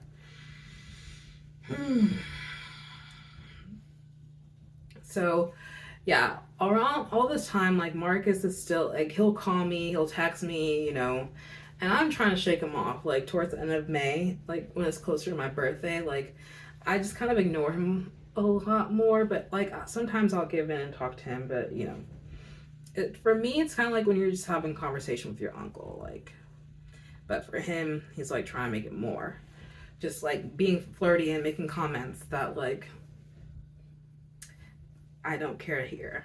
And like, so one day it's my birthday and I end up having a conversation with him that day, and he said something around the like terms of like, you know, me and Geminis go together, or like I like Geminis and something like that. And I'm just like, okay, like I don't like Sagittariuses because that's what he was. I don't like him. No. So I'm a Capricorn rising, okay? Sagittarius sits in my 12th house. We don't go together, okay? I'm gonna leave well enough alone.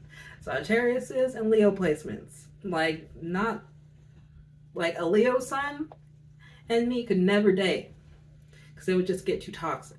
A Leo moon and me could never date because it would just get too toxic. Like the 8th house, 12th house axis. No ma'am. No ma'am.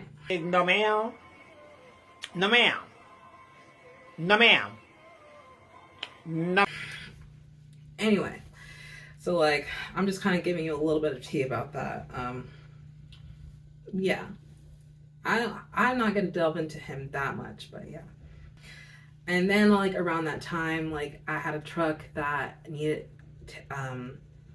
air in its tires though, and it's like I asked him, I'm like, hey, like, can you fill up my tires? Because I feel like he did it before at a different time.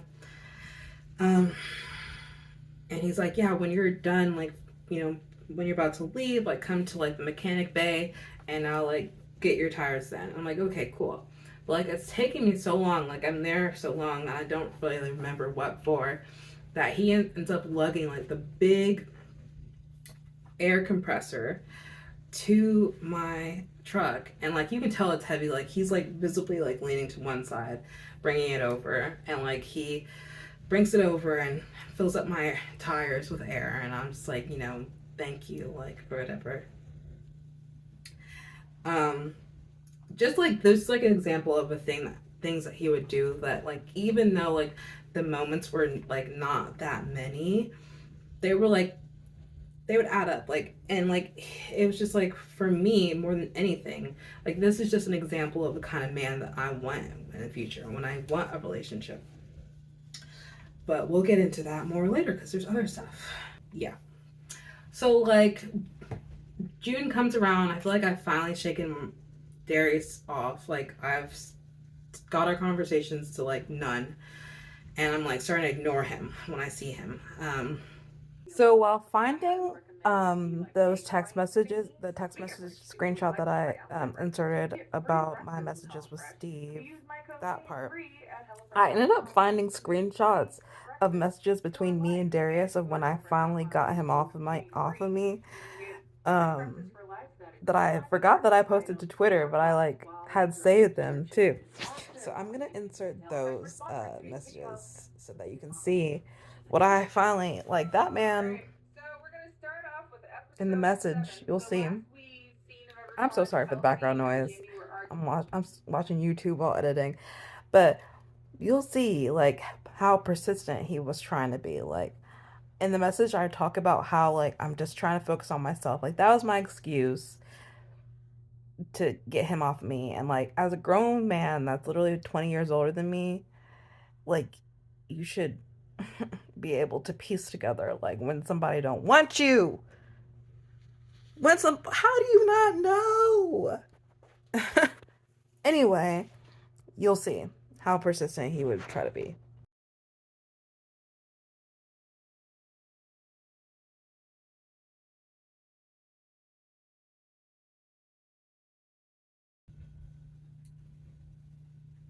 Because, like, there was this one day that I worked that I think was, like, the last straw for me. Like, I had taken this, like, stuff off this route that was a really industrial heavy route.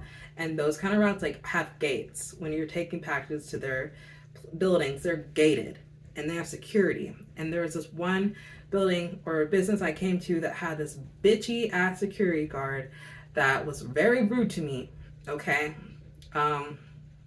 Like she like was like, you need to come in and watch a security video, but like I was really confused about what she was saying, and I really didn't understand it because I zoned out while she was talking to me. And instead of asking for clarification, I like parked my vehicle and thought she was gonna bring the security video to me, and it never happened. And I like waited there for like 5 minutes. Was like, you know what?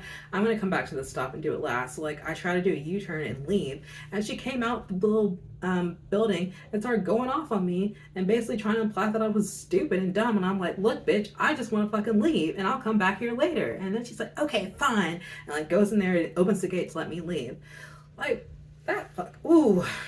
You want to get fucked up? You want to get fucked up? So like I called Darius and I'm like, I'm not going back there. This package is not getting delivered today. I don't want anything to do with this route ever again. I don't want to see that lady again because ooh. And he's like, no, I get it. You don't have to deliver it, blah, blah. And then he's like, you know, are you going to come see me? I have my feet up on the basket, so that's why I'm like this. But he's like, are you going to come and see me when you leave today? I'm like, I don't know. He's like, because you know, I smell good, and I was just like, I want no more parts of this. Like I'm done. I'm done. So like after that conversation, I tried to like start fading it out because I'm like, I'm not entertaining this anymore. I don't care if you smell good or not. I'm not attracted to you. I'm attracted to your friend, the one that's married, but obviously can't do anything about that.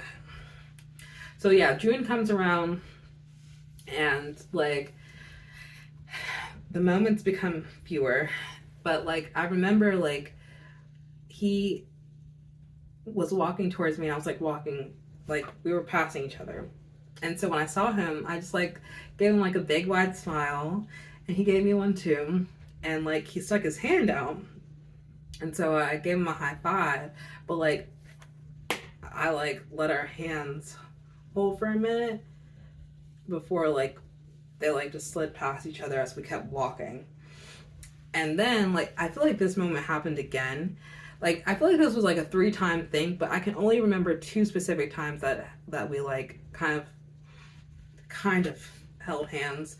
It was that, and then it was like he also walked past me again. We were walking past each other on the catwalk this time, and like the high fives were never like, this is what I like expect a high five. It was always like, it was the one time was like this, and then this time he only like puts his hand out like this, like it's like kind of cupped. So I just like place my hand in it and then take it out and we leave. And I feel like a similar situation like that happened one more time, but I cannot remember for life me what happened. Like during this time period, like I would come home, like because like I said, the flame had been ignited. I would come home and I would like make a little video diary on my Snapchat. I never posted these. They were just going my like saved in my Snapchat memories, and I would just go off about all the little moments that happened between us and like how much I liked him and how much I could never do anything about it and blah blah. And then when I ended up quitting this job, like I deleted everything. Like I was like, oh, cringe. But like I kind of miss it for the sake of just like talking about it with you guys. And so then things just like faded off that month. Like, you know, I kind of like mentally was like, it's time to just, you know, nip this in the bud. Like nothing's really happening to fuel my crush anymore, and I'm bored. Like, I still think he's hot, but like, you know, he's married, like, and his birthday comes around, and also Father's Day comes around. It's like the day after I at work, and I like look at my truck and I realize there's this big nail in the tire. So I deliver a package, and then I realize I don't have one of the new manager's numbers, and so I end up texting Steve and I'm like, hey, like, can you give me so and so's number? And he's like, yeah, here it is. And I was like, also happy belated birthday and Father's Day. And he's like, thank you. And so we're approaching the end of June. Like, I would like see him just like acknowledge others drivers sometimes and just not even acknowledge me. Oh yeah, one time, this was like more in the beginning of June, like I'm in the courier room. I get like a stack of like timesheets that needed to be signed that I never signed. So like while I'm waiting for equipment, she like asked me to go sign these timesheets, and while I'm getting the timesheets from her, I hear like Steve come into the courier room, and like we had all those drivers that we hired basically quit. Like they quit. Lord, one of my roommates is home, and I feel like we're gonna have to like pause the story time, but we'll see if we can finish it. So yeah, basically all the drivers had quit for the most part, and Steve was having to deliver packages. He was having to be on route, even though like he was supposed to just be in the building. So that's why he was in the courier room that morning. And I hear him come in the room, and I take my timesheets and I go to sign them, and like, oh wait, back that up. What happens is actually like I approach her to get equipment. She tells me to wait, and then she's like, oh wait, I have timesheets for you. And like I hear Steve come in the room. I'm like, okay, like maybe while she's going to get timesheets, like someone else can come up here and like make their request for what they need.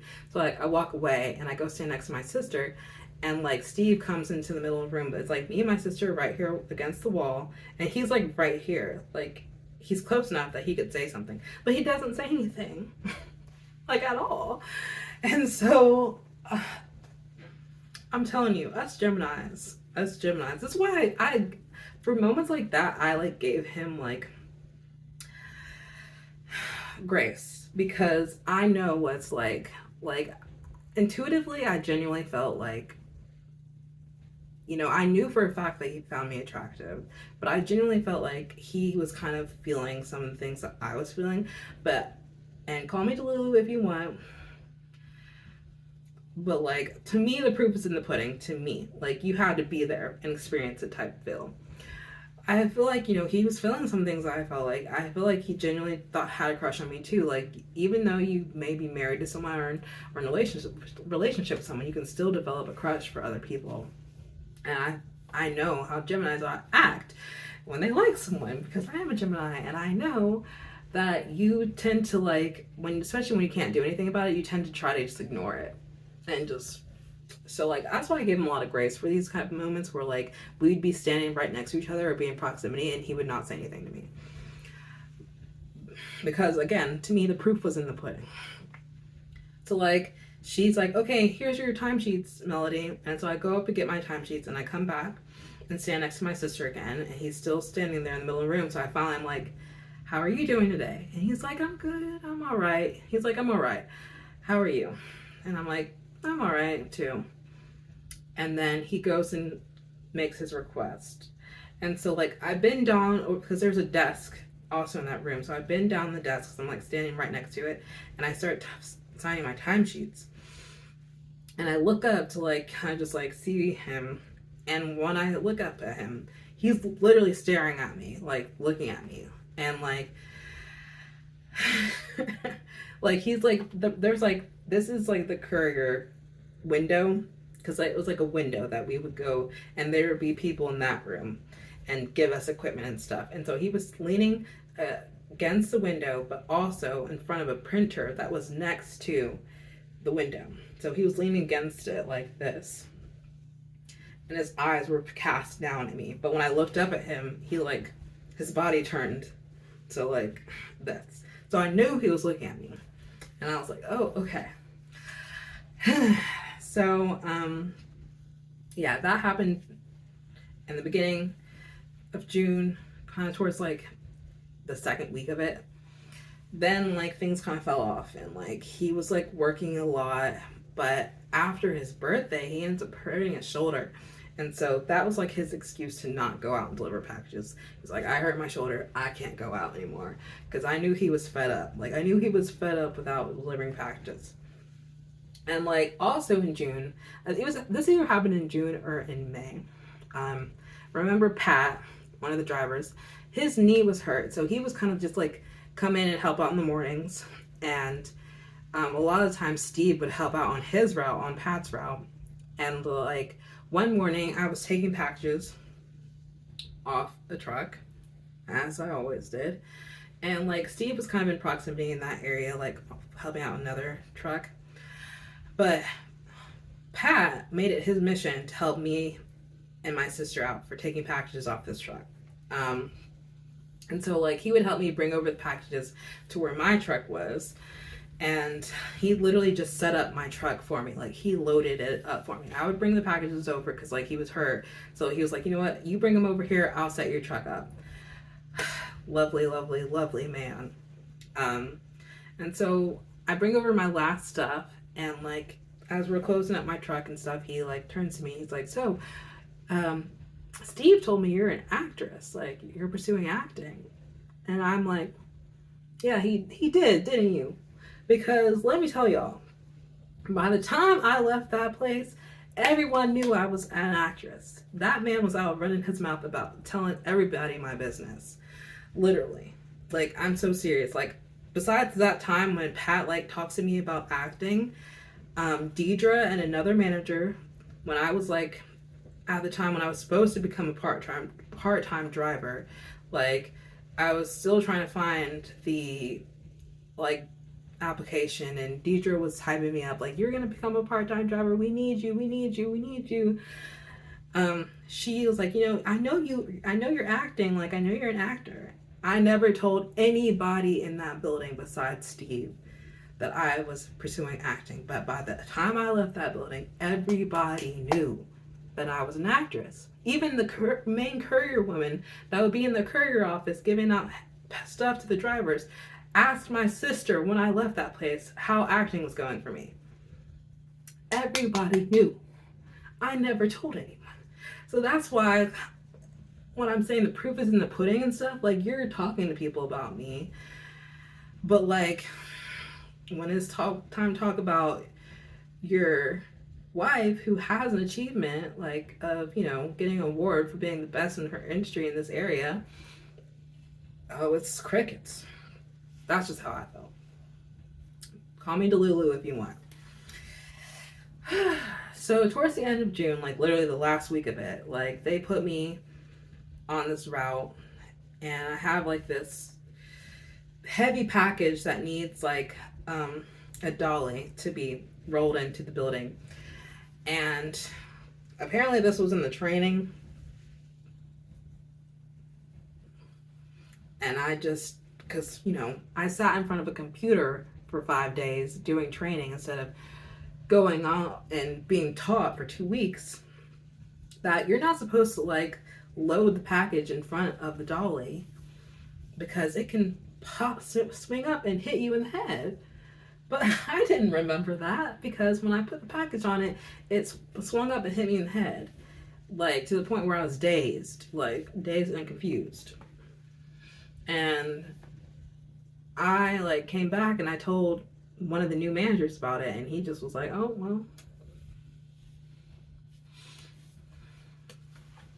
And so, like, the next day, when I came back, like, I was feeling sick. Like, my head was still recovering. And, like, I was sitting in the break room waiting for them to, like, figure out where me and my sister were going to go. But I'm sitting there like, I don't think I can do this today.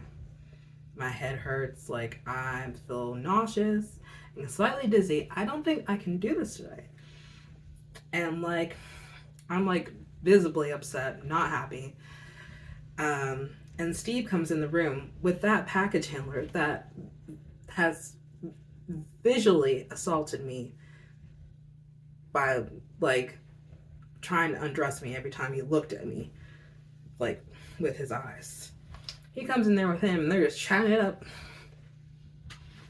Oh, I was mad. And then he's also talking to another driver, and then he looks at me and he's like, are you okay? Like, and I'm like, no, I'm not okay. I hit my head yesterday and I think I'm just gonna go home. And I got up and left. And I go with Deidre and I'm like, Deidre, my head hurts. I hit my head. No one did anything about it. I'm going home. And she's like, okay, go home. Like, I'm so sorry.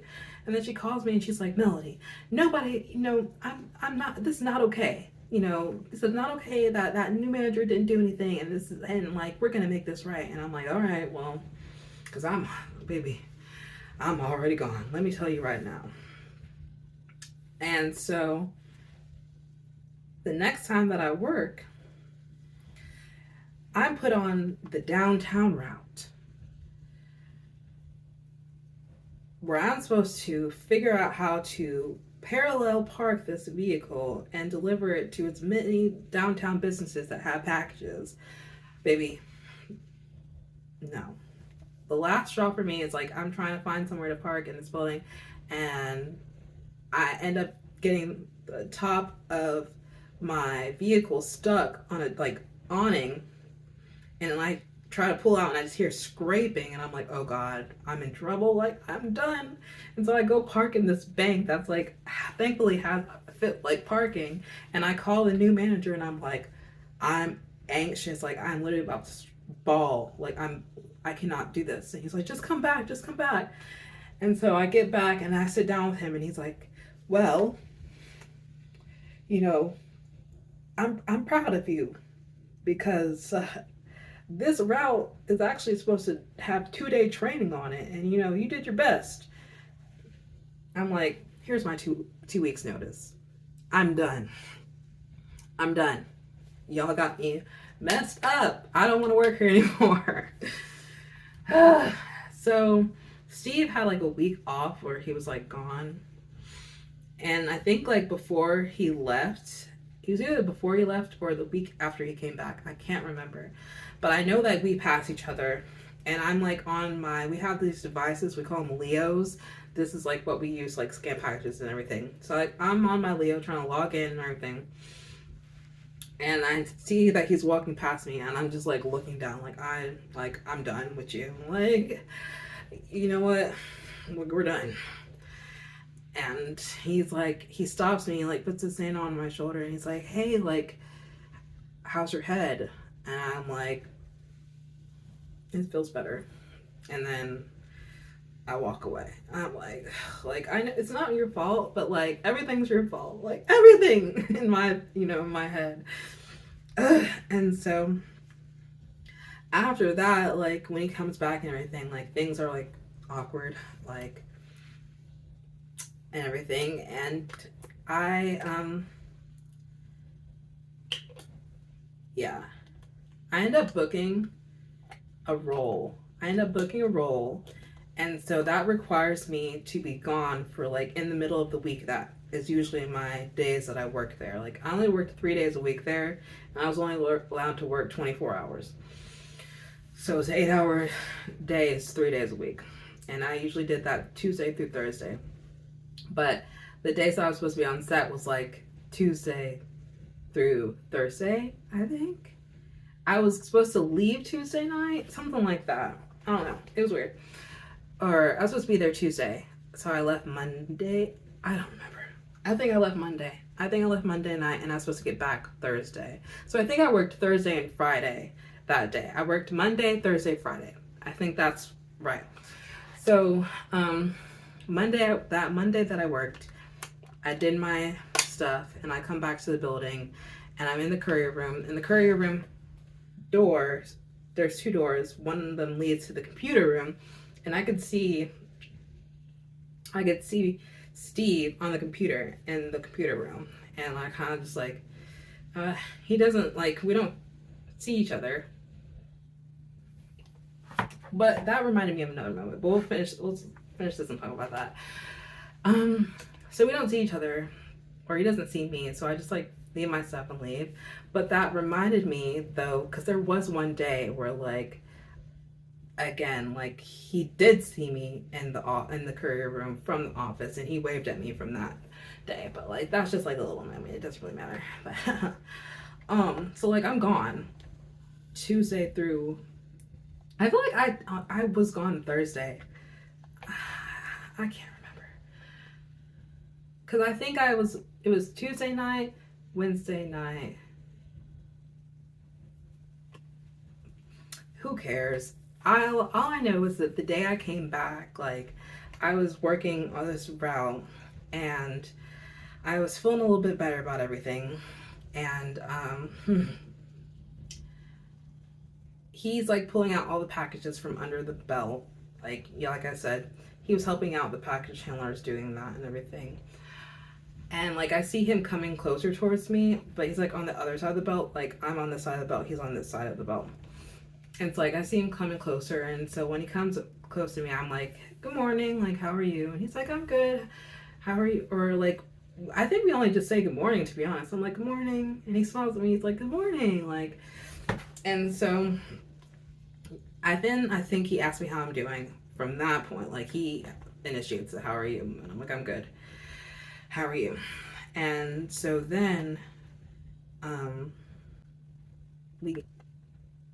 finished loading my stuff, and like I see him like across the building, like talking to managers and everything, and I see him just staring at my general direction. So I felt like he was looking at me, like staring at me while I was loading my truck, but I could just be Delulu. So then the next week, this was supposed to be my legitimate week that I was done, but I ended up giving myself one more week. So this is like the week before the last week of July, because we're in July by now.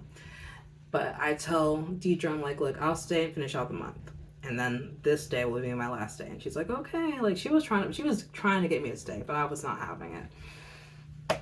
So like this week they give me like this route that's very business heavy, but it's not gated business heavy, thank God. And it was terrible. It was terrible because this route was in a box truck, and it was, a driver hadn't been there to drive it for like a couple days. So the box truck was filled with packages that had not been delivered. And I can't drive a box truck. So what they were doing, what the managers were supposed to be doing, was taking packages off another Sprinter van that had been loaded up and not been delivered, and they were just gonna put them under the belt and then give me the Sprinter van. And they were like, oh, we'll help you load up your Sprinter van when we get it unloaded, like blah blah. So I'm like supposed to just be stacking all these packages that I'm gonna deliver out, just pulling random stuff. And you know, I'm doing my usual, like scoping the building, trying to figure out where Steve is.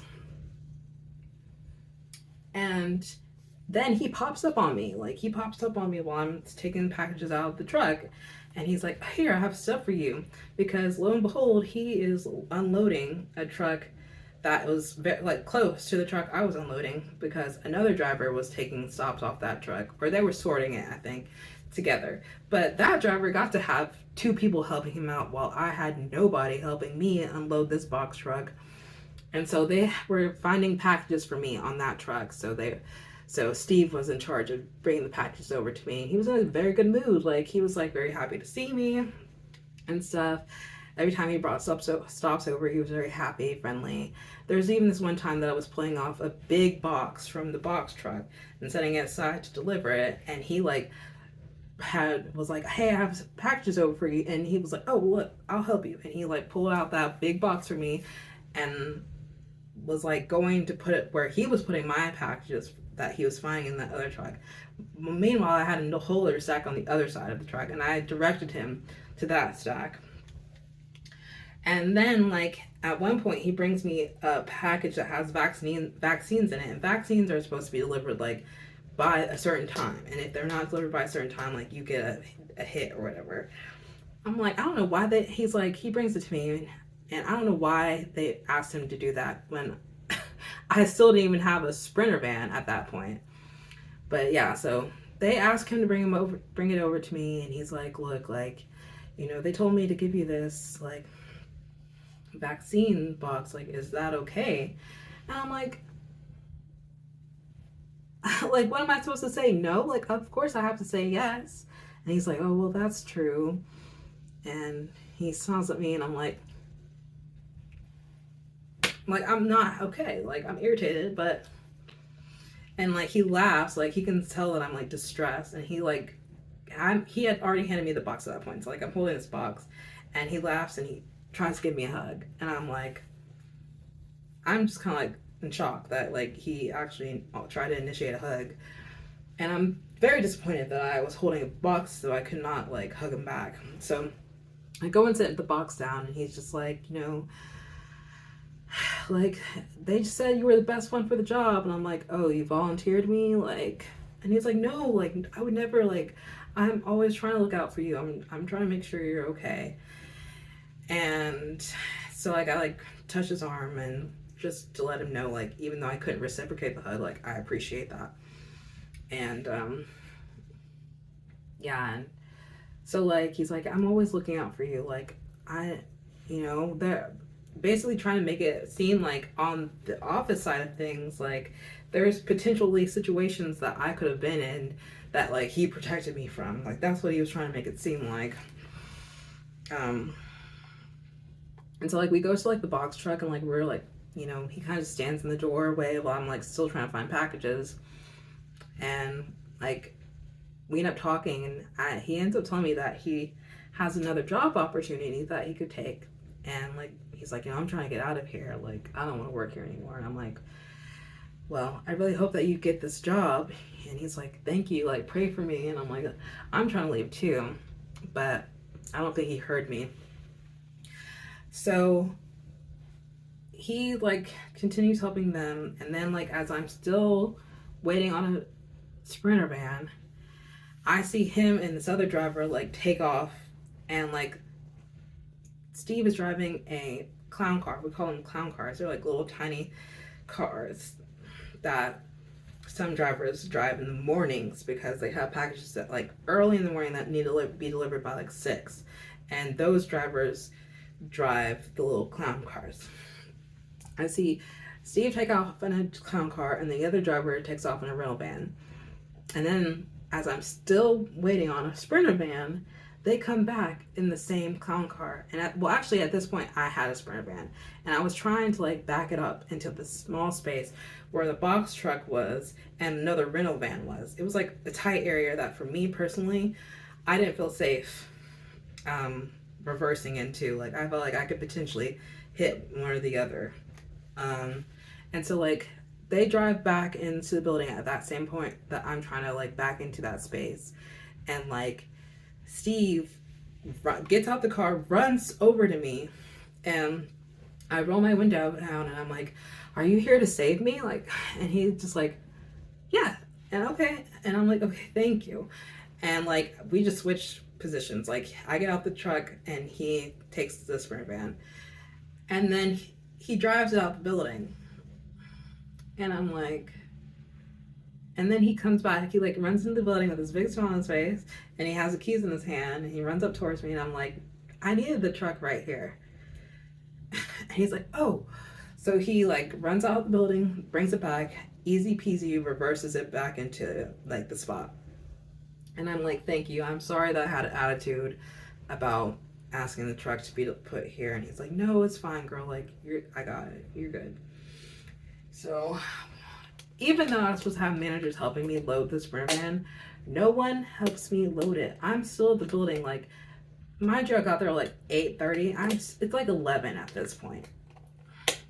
And I see Steve leave for the day. I don't even know if he noticed I was still there or not, because he didn't say anything to me.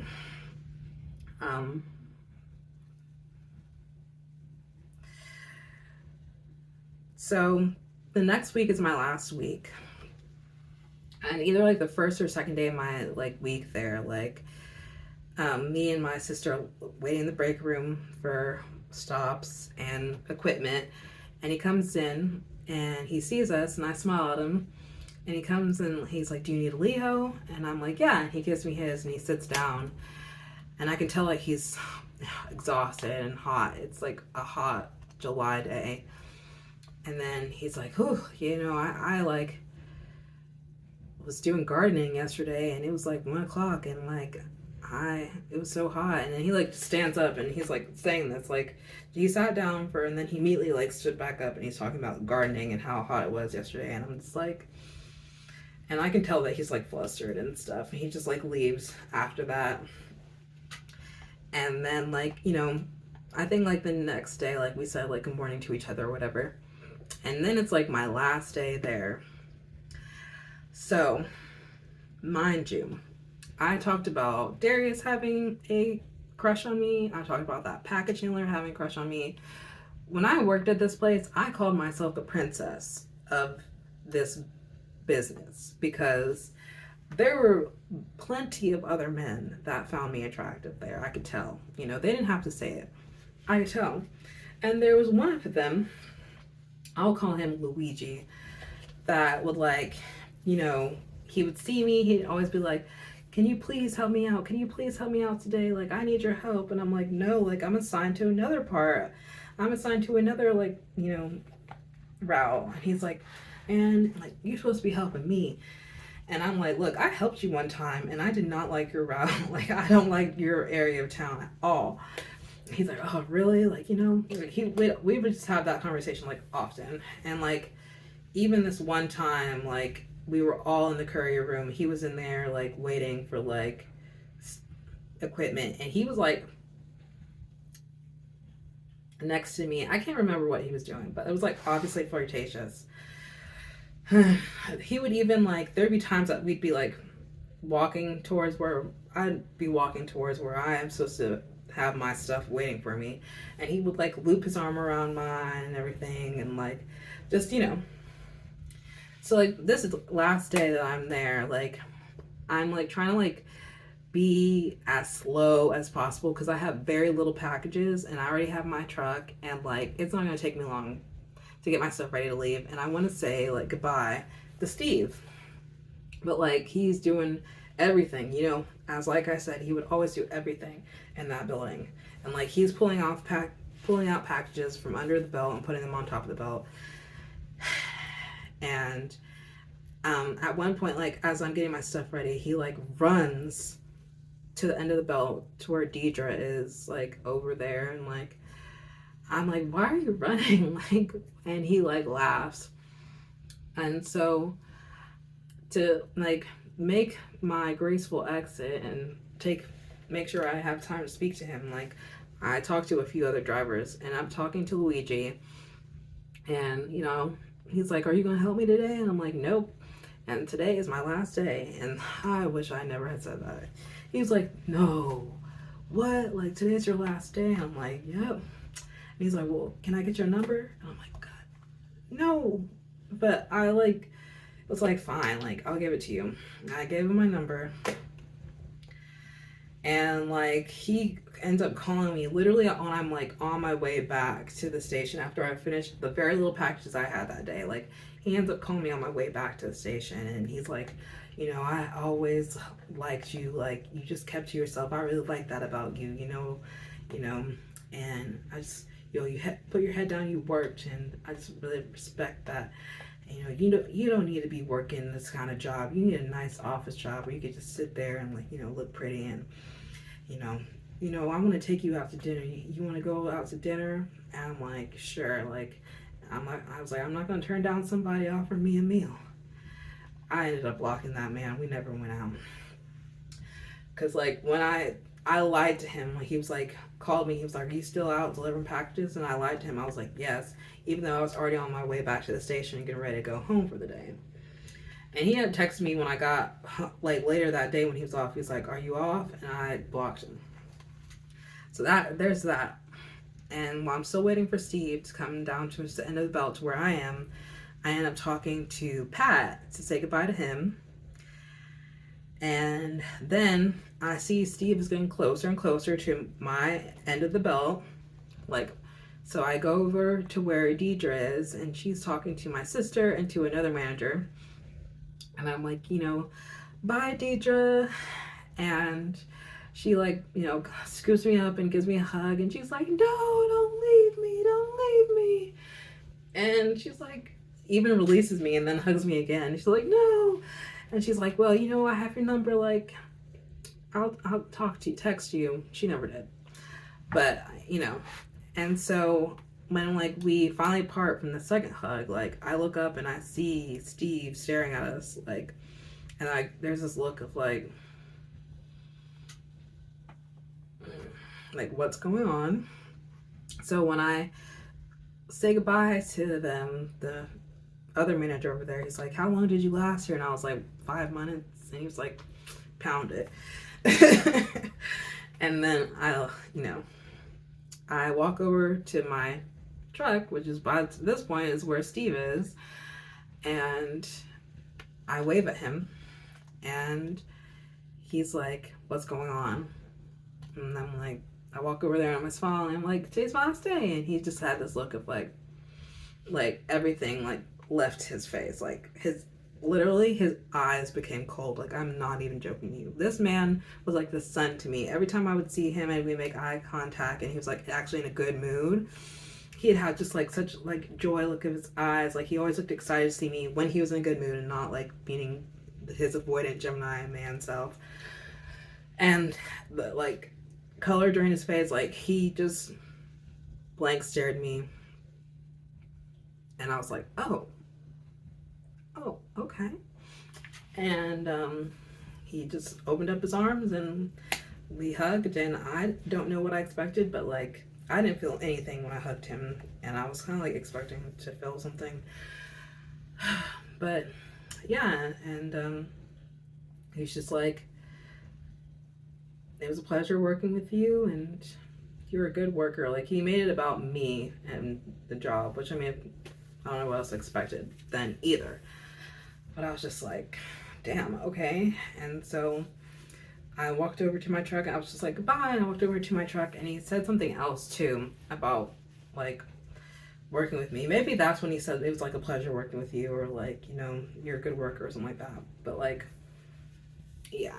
And then I could feel he just was still staring at the car when I left. I didn't look back, but I could just feel it energetically. And yeah, I got in my truck and my phone was already connected to the Bluetooth in that car. So immediately Kiss It Better came on when I got into the car and turned it on. I was like, yeah. I turned that shit up and I drove away. So, moral of the story about this is I feel a lot of it, some of it was limerence, some of it was delusion, and some of it was real. I genuinely feel that way.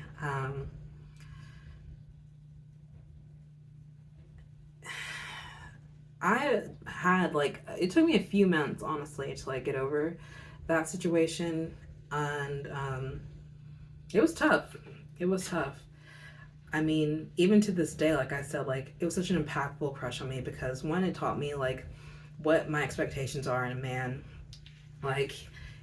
that, the affirmations, the if I ask you to do something, like, you're gonna help me, like, you're gonna do it with no questions asked. Like, he didn't look at me stupid when I asked him to help me back my truck into that spot. Like, he did it, no questions asked. He didn't make me feel dumb about it. Like, when I needed help, like, he thought literally when I asked him, like, are you here to save me? He thought I just needed help pulling the truck out the building. You know, if somebody like that, if I thought somebody was asking me to help them pull out the truck of the building, you know, I would look at them like, are you good? Like, he just smiled and did it.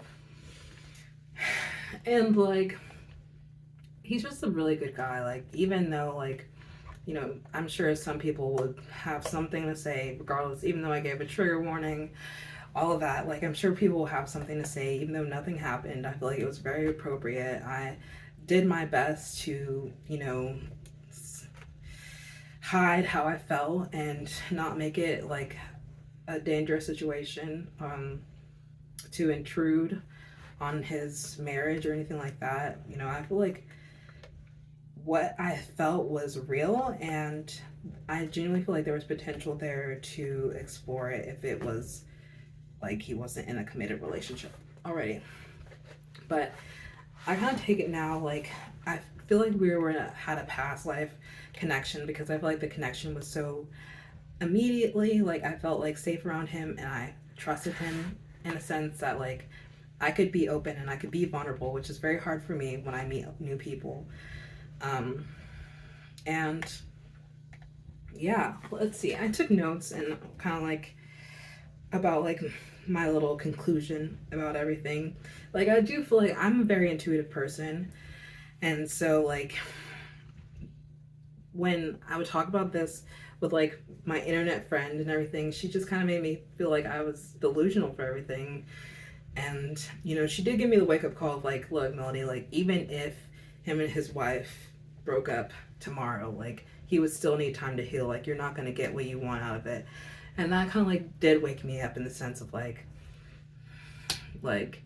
it's just not the right time. It might not ever be the right time. Like, there might never be another time with that man. And I feel like me putting out this video and finally getting out time to sit out and think about it and like put it out there is just like me finally, like, even a little bit, like a year and a half later, like being able to finally release it and let go of it and let go of that time period, because I have not met anyone since that really like sparked that in me like the way that he did. So yeah, that's my confessions of my crush on a married man. And I was considering doing like making this a series and talking about other situations in my life, like my crush, my homoerotic crush with my best friend.